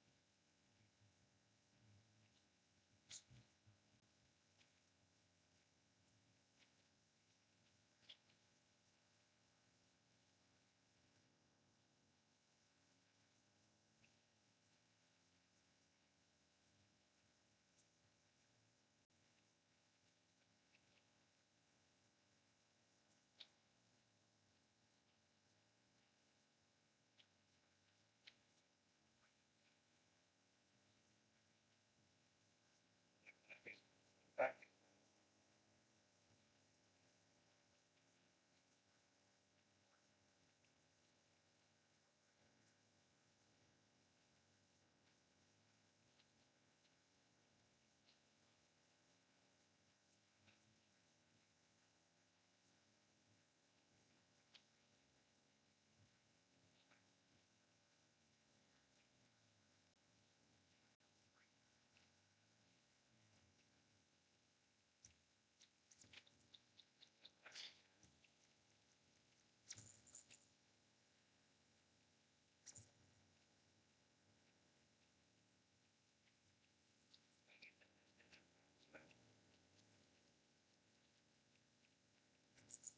Okay. I just fixed the car.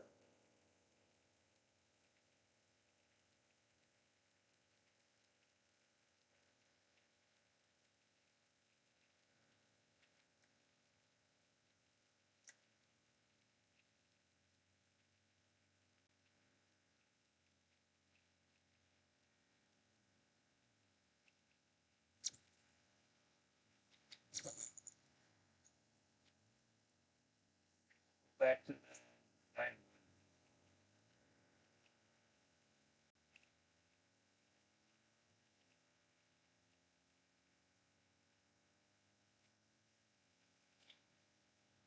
Yeah.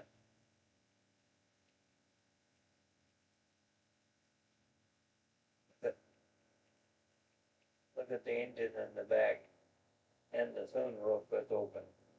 The sunroof was open.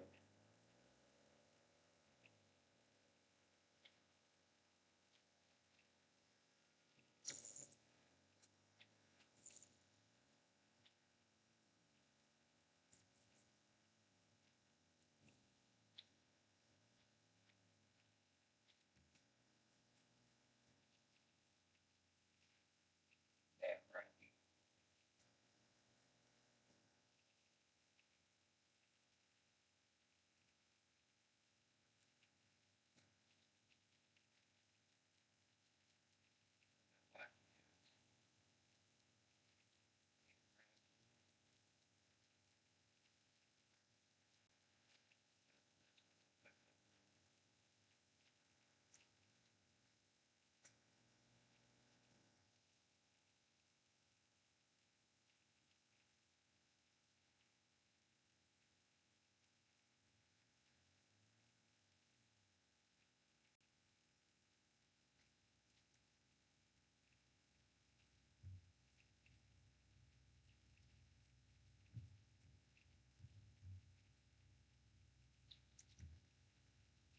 That's what Rocky.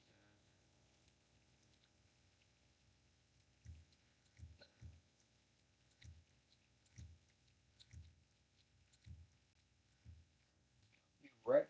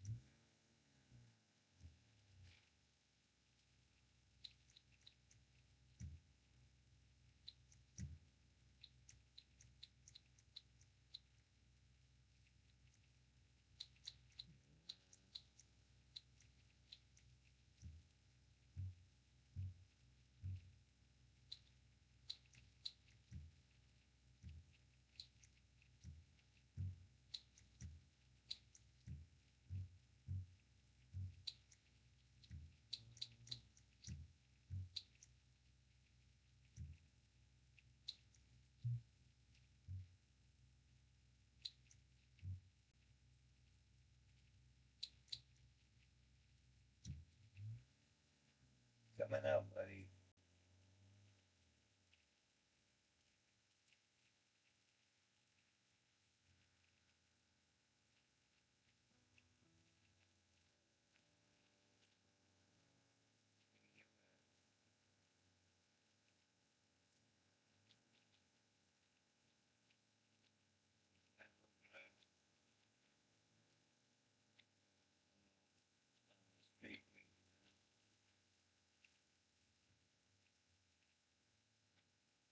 Way outside on the tree in the garden.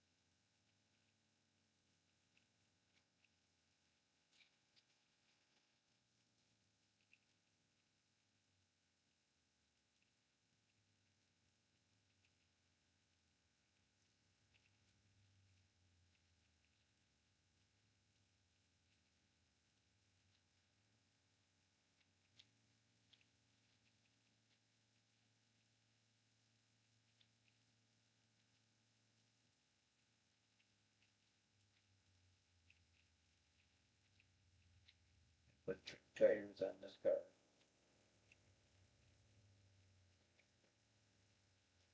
Truck tires with wheel caps.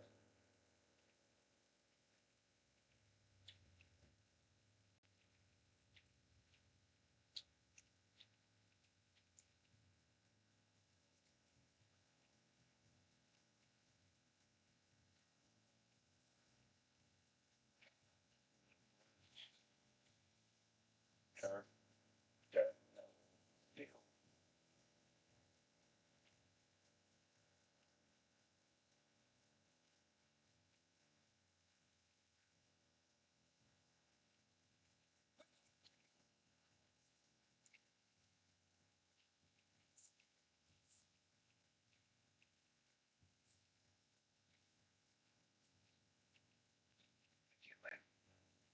Hip hop channel on radio.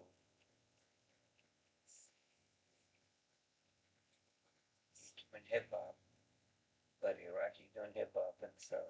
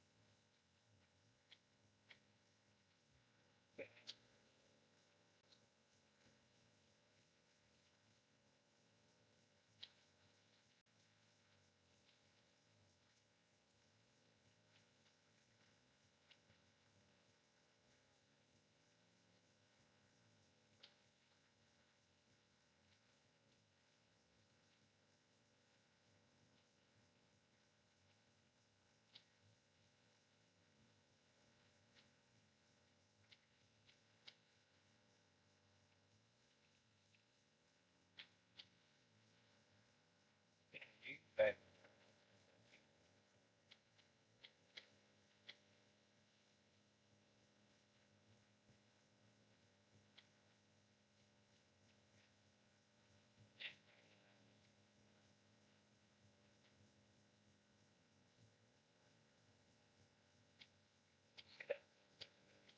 Get deep.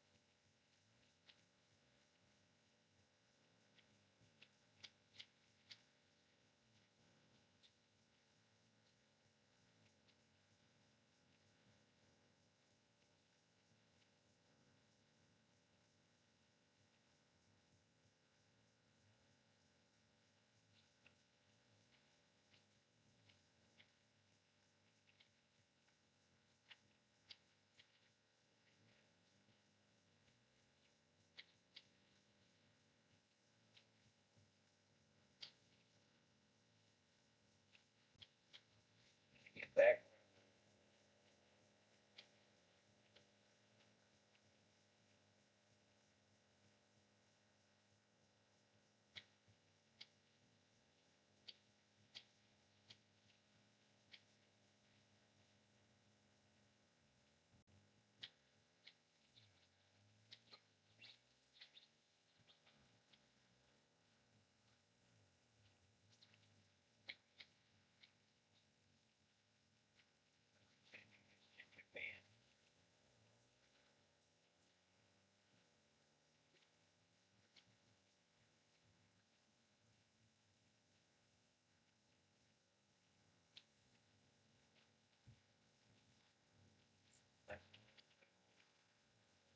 Damn.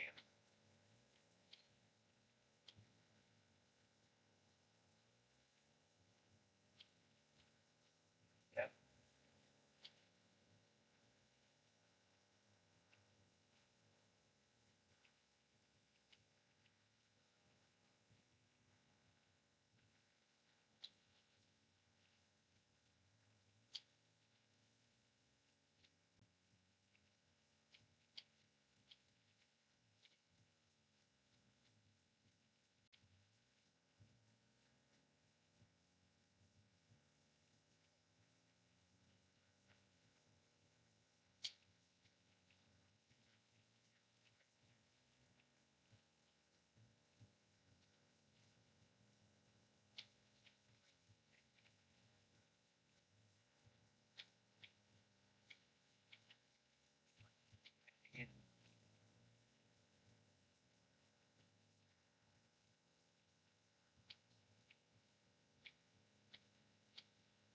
They get back.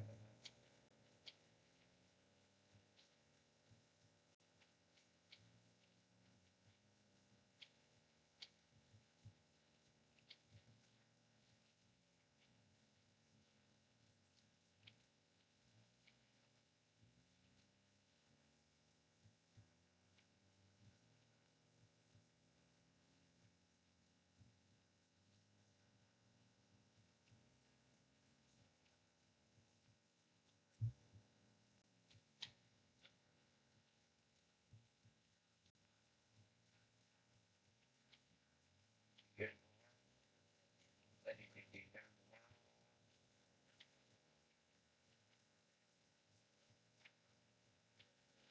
Till the back. See if they can jump. Jump to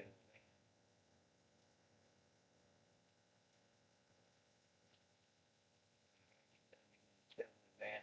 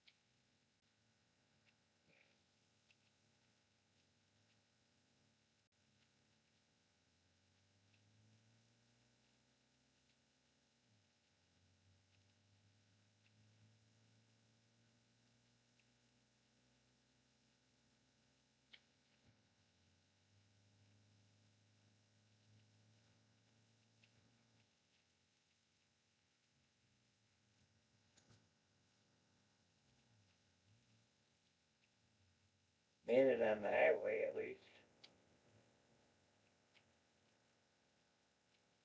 Gotta find a different car.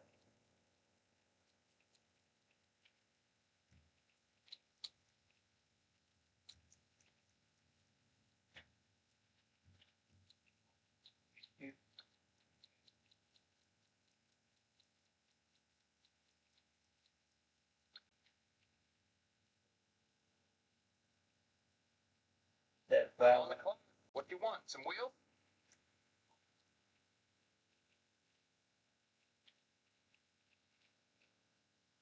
Campus patrol. Wait. I'll get there as soon as I can.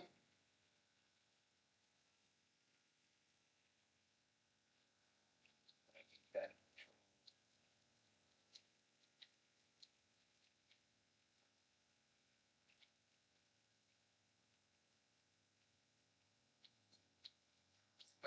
Quick, ready for action. Bumping foreman is about to recover stat on the homicide list.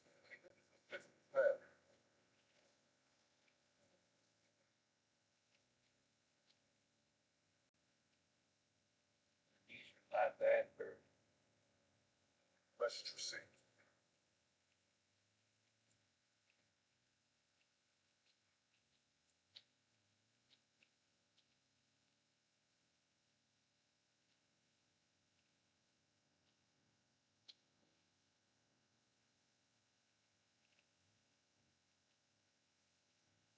do it again.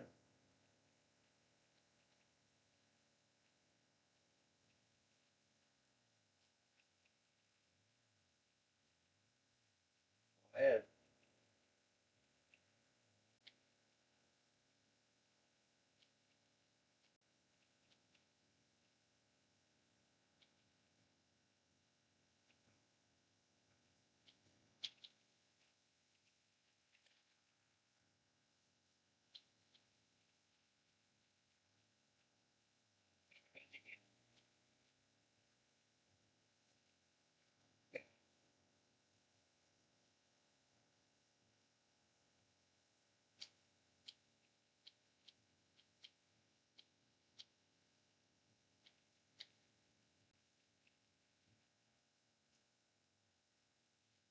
Okay.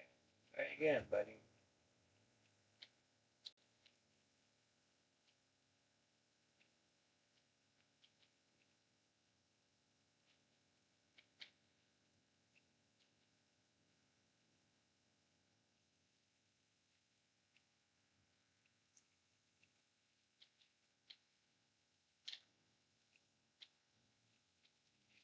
Keep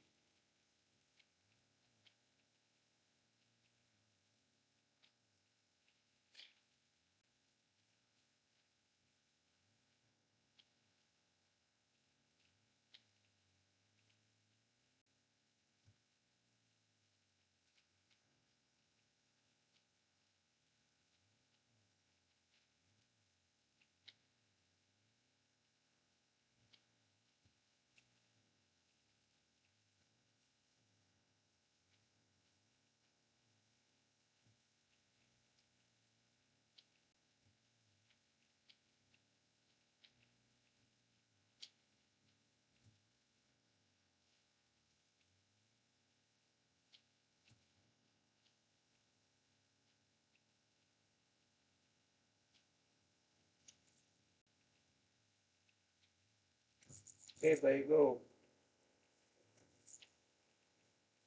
Time, okay.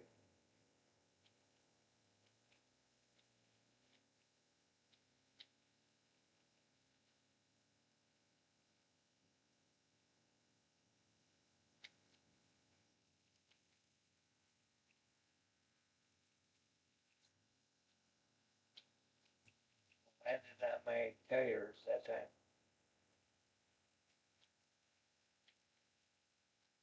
The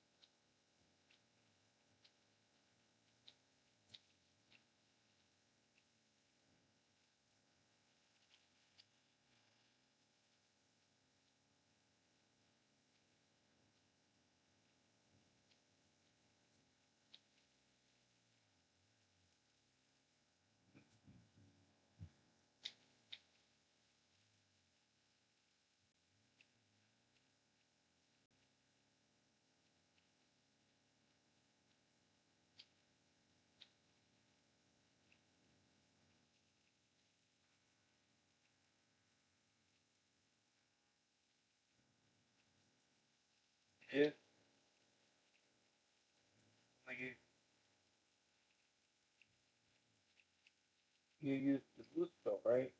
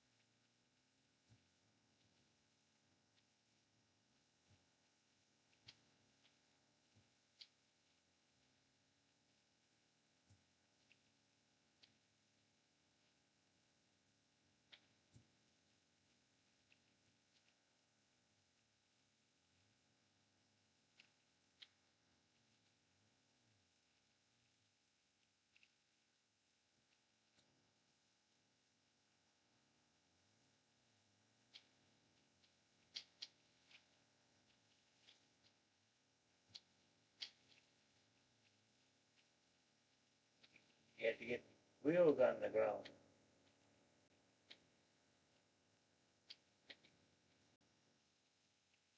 Oh, I hit the pole that time. Landed on the train tracks. Did you go yet?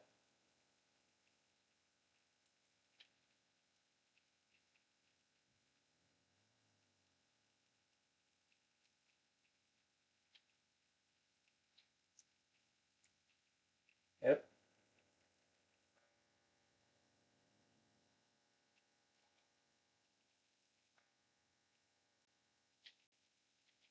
He said, there you go.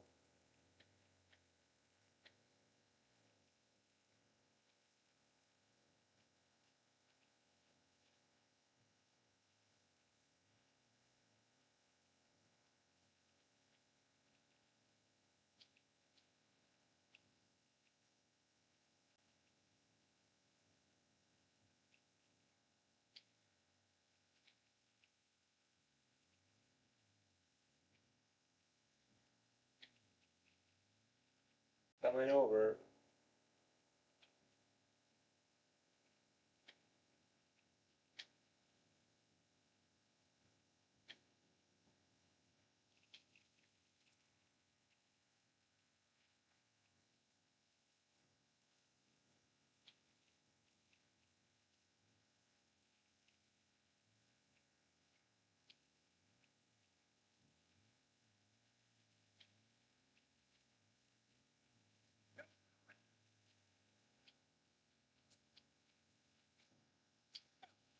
He's dead.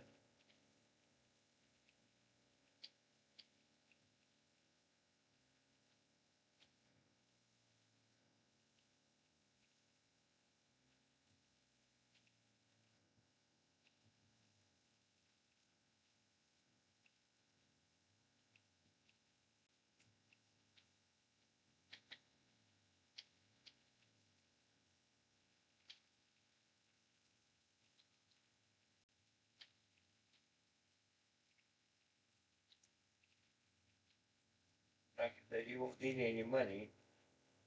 That dumbass boy.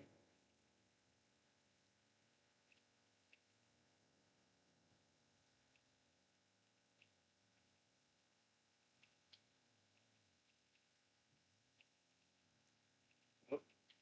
Too.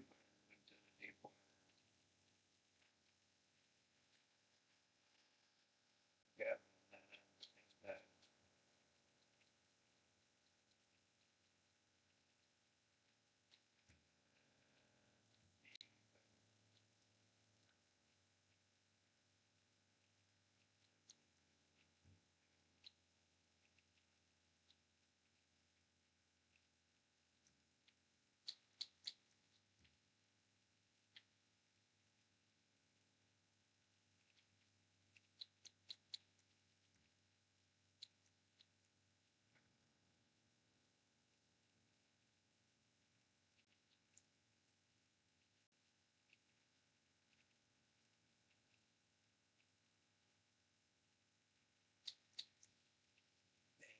Rocky.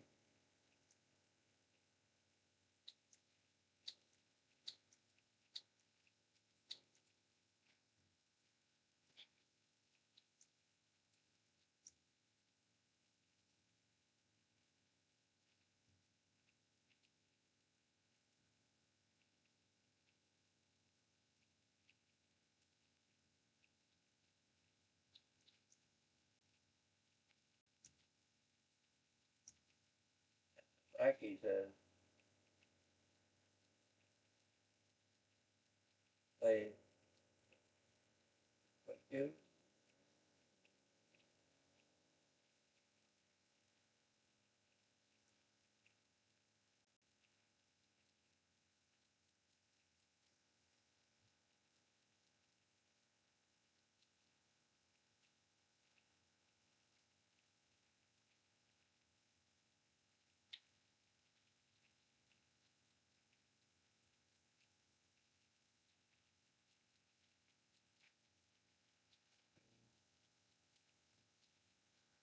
You.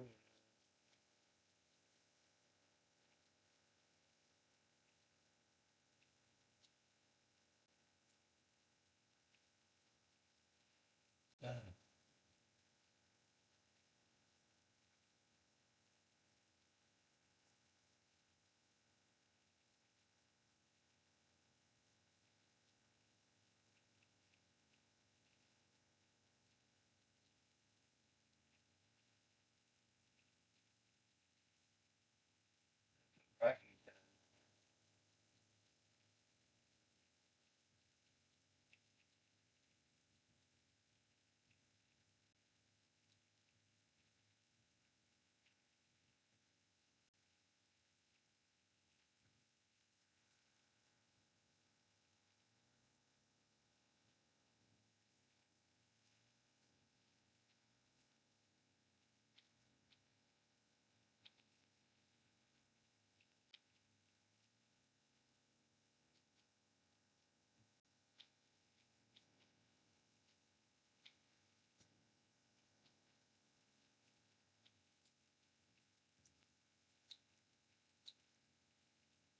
that you're at the arena, right?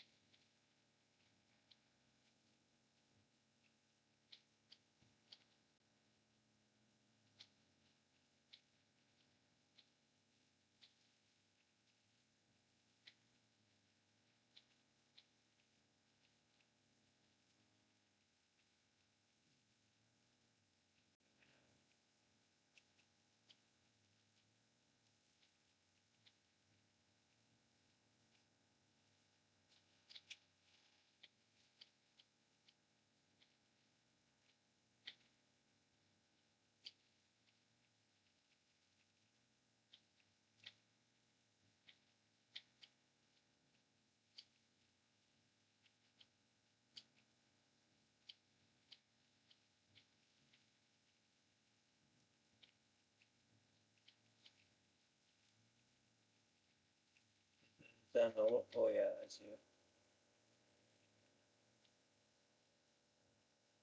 Yep.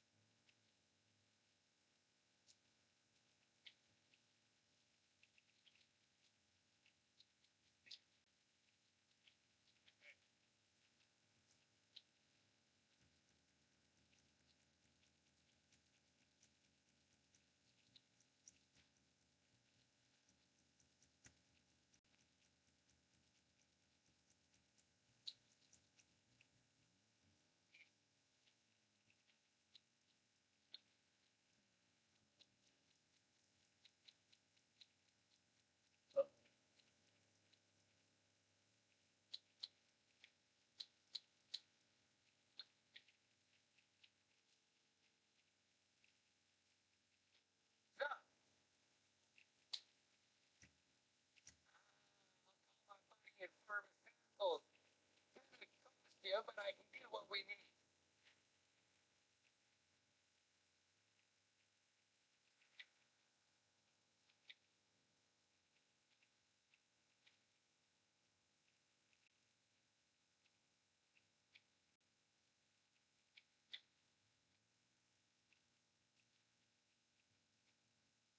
That, you know.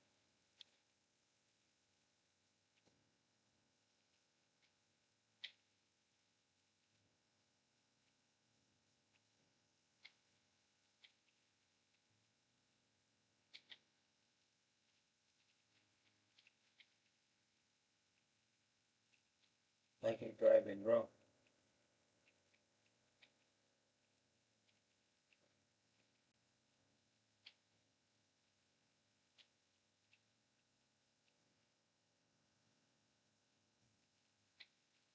Like you like to.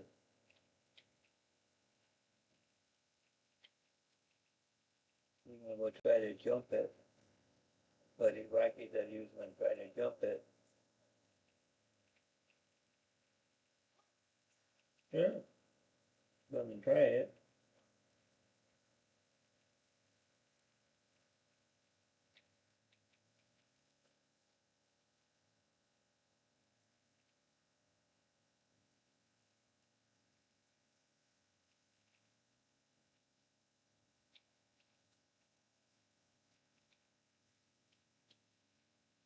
So that, buddy.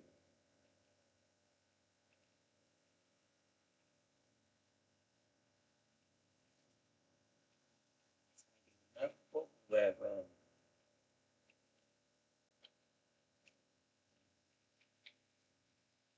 oh, but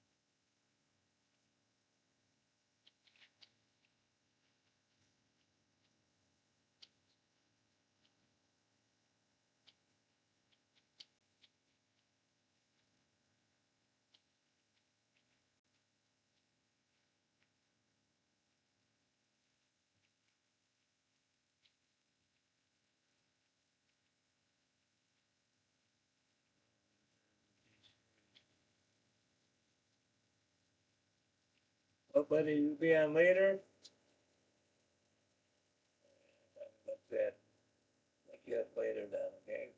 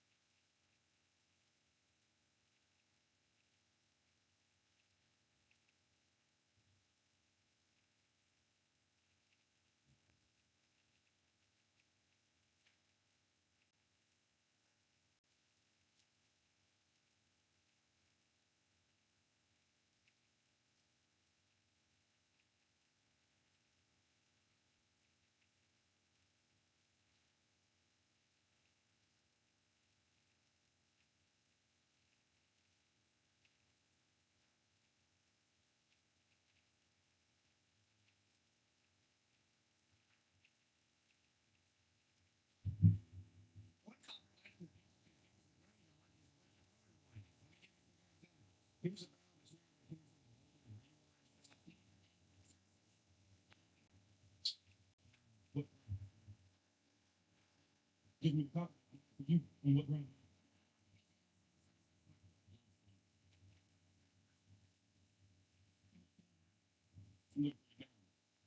Look, name. Right. I know.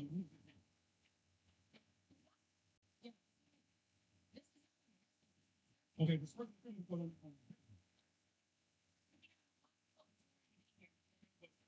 So you broke into my pew, looking for. Which one y'all gave me?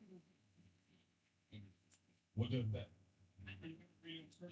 Copy of it, right now, they don't require to keep the case they move out of letter, okay? You're not letting the property with the date, okay, you're not enter any of this at all. Thank you. Yeah, you have. But the person that you're looking for on that paper now is don't even own the building. You have a. This right here. All right, guys, we got this. What's out for B2B market? So we're gonna do the marker test, the bright erase marker. Here's why people call him the coal man. Grandpa's favorite connection. Camera down. Don't touch me. But don't you touch me. This cop is about to get arrested for assault and battery. The services. Get off Get it? the property. Don't touch me. Get off. No, this is federal property. I have a right to be here. Back off now, Hudson. You have. Back off now. I have every right to be here. There's a DHS memo that says back off of me now. The auditor is filming in a public location when the tyrant tries to physically remove him. You're gonna get a federal lawsuit put on you. Don't. Ma'am. You couldn't be. It was only one shit. Should have known. They couldn't. Honest, they couldn't build another. Try to tell who? Damn it, Dana, what's going on? Larson. He was inadvertently summoned here by the same signal which activated my own circuitry. Doctor, you're coming with us too. You need to get a sick bay. Young man, But sir, our medical facility may be able to. You are. You're good. You're not a terrorist. You're not whatever.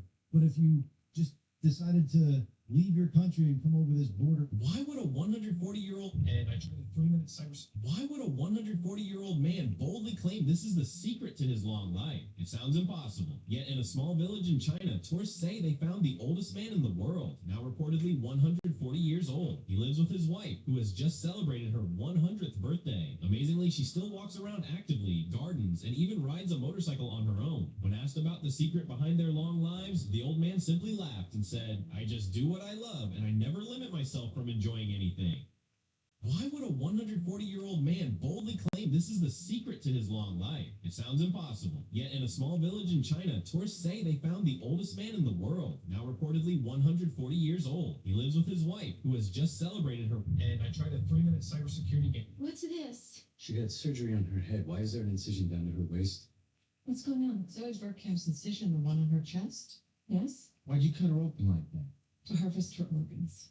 At this point, Officer Gates mutes his body cam. Shortly after, he begins questioning Miss. Yeah, you doing that, man. It's fine. Stop that, bro. Stop what? You don't know you're not property. You can't be filming it, bro.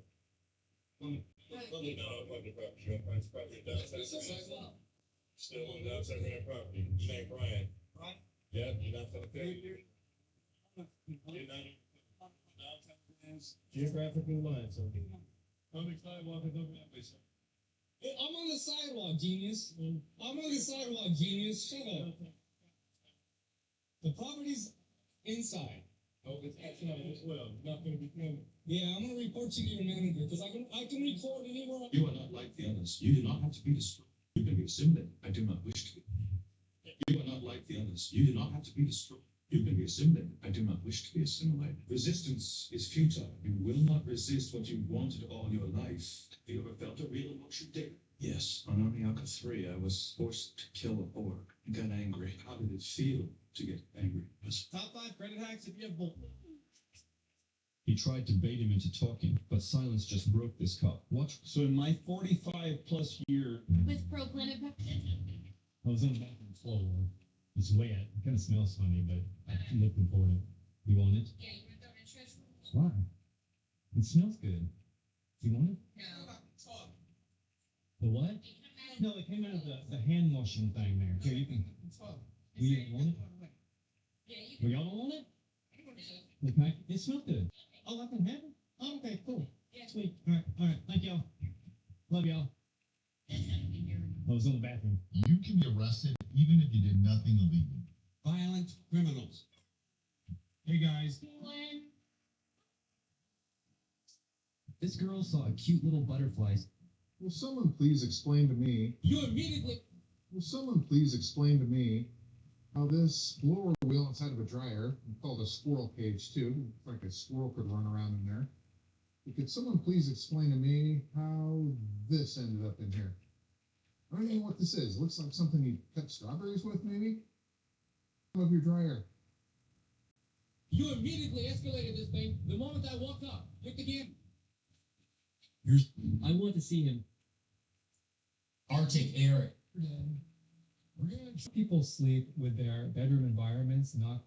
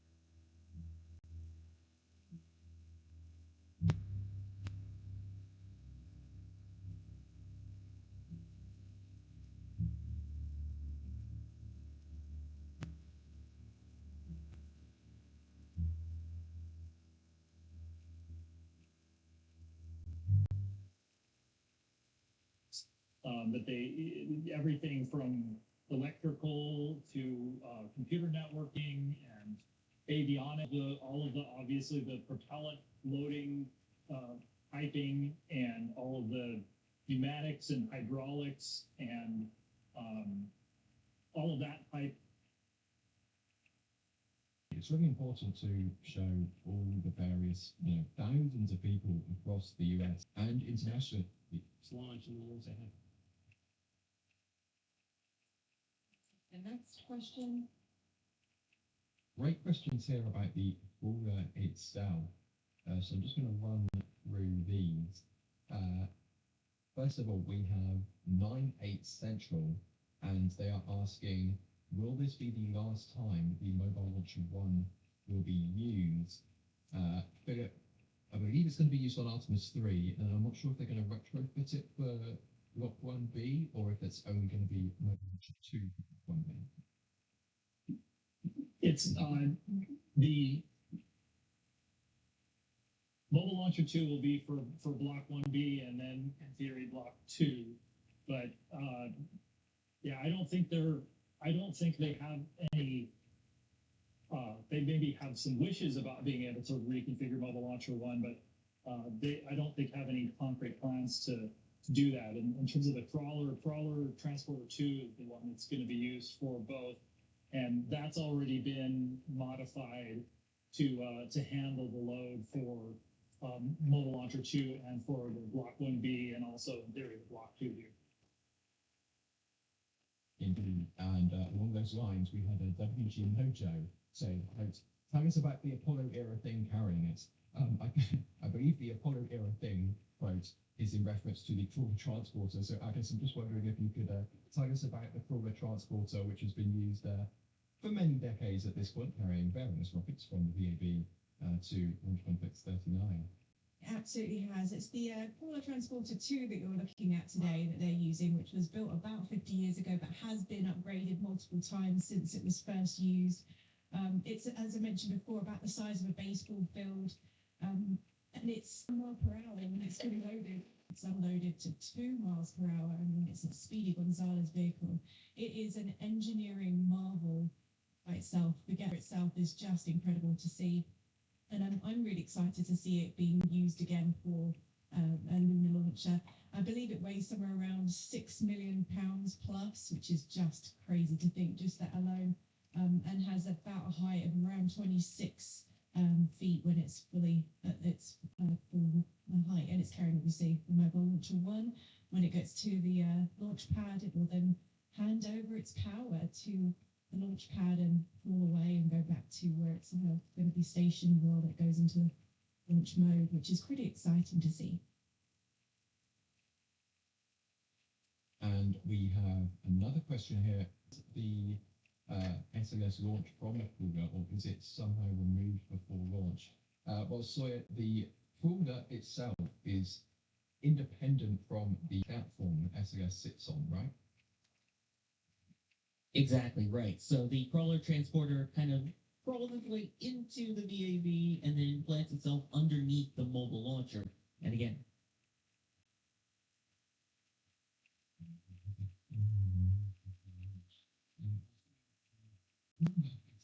Is independent from the platform that SLS sits on, right? exactly right. So the crawler transporter kind of crawls its way into the VAV and then plants itself underneath the mobile launcher. And again,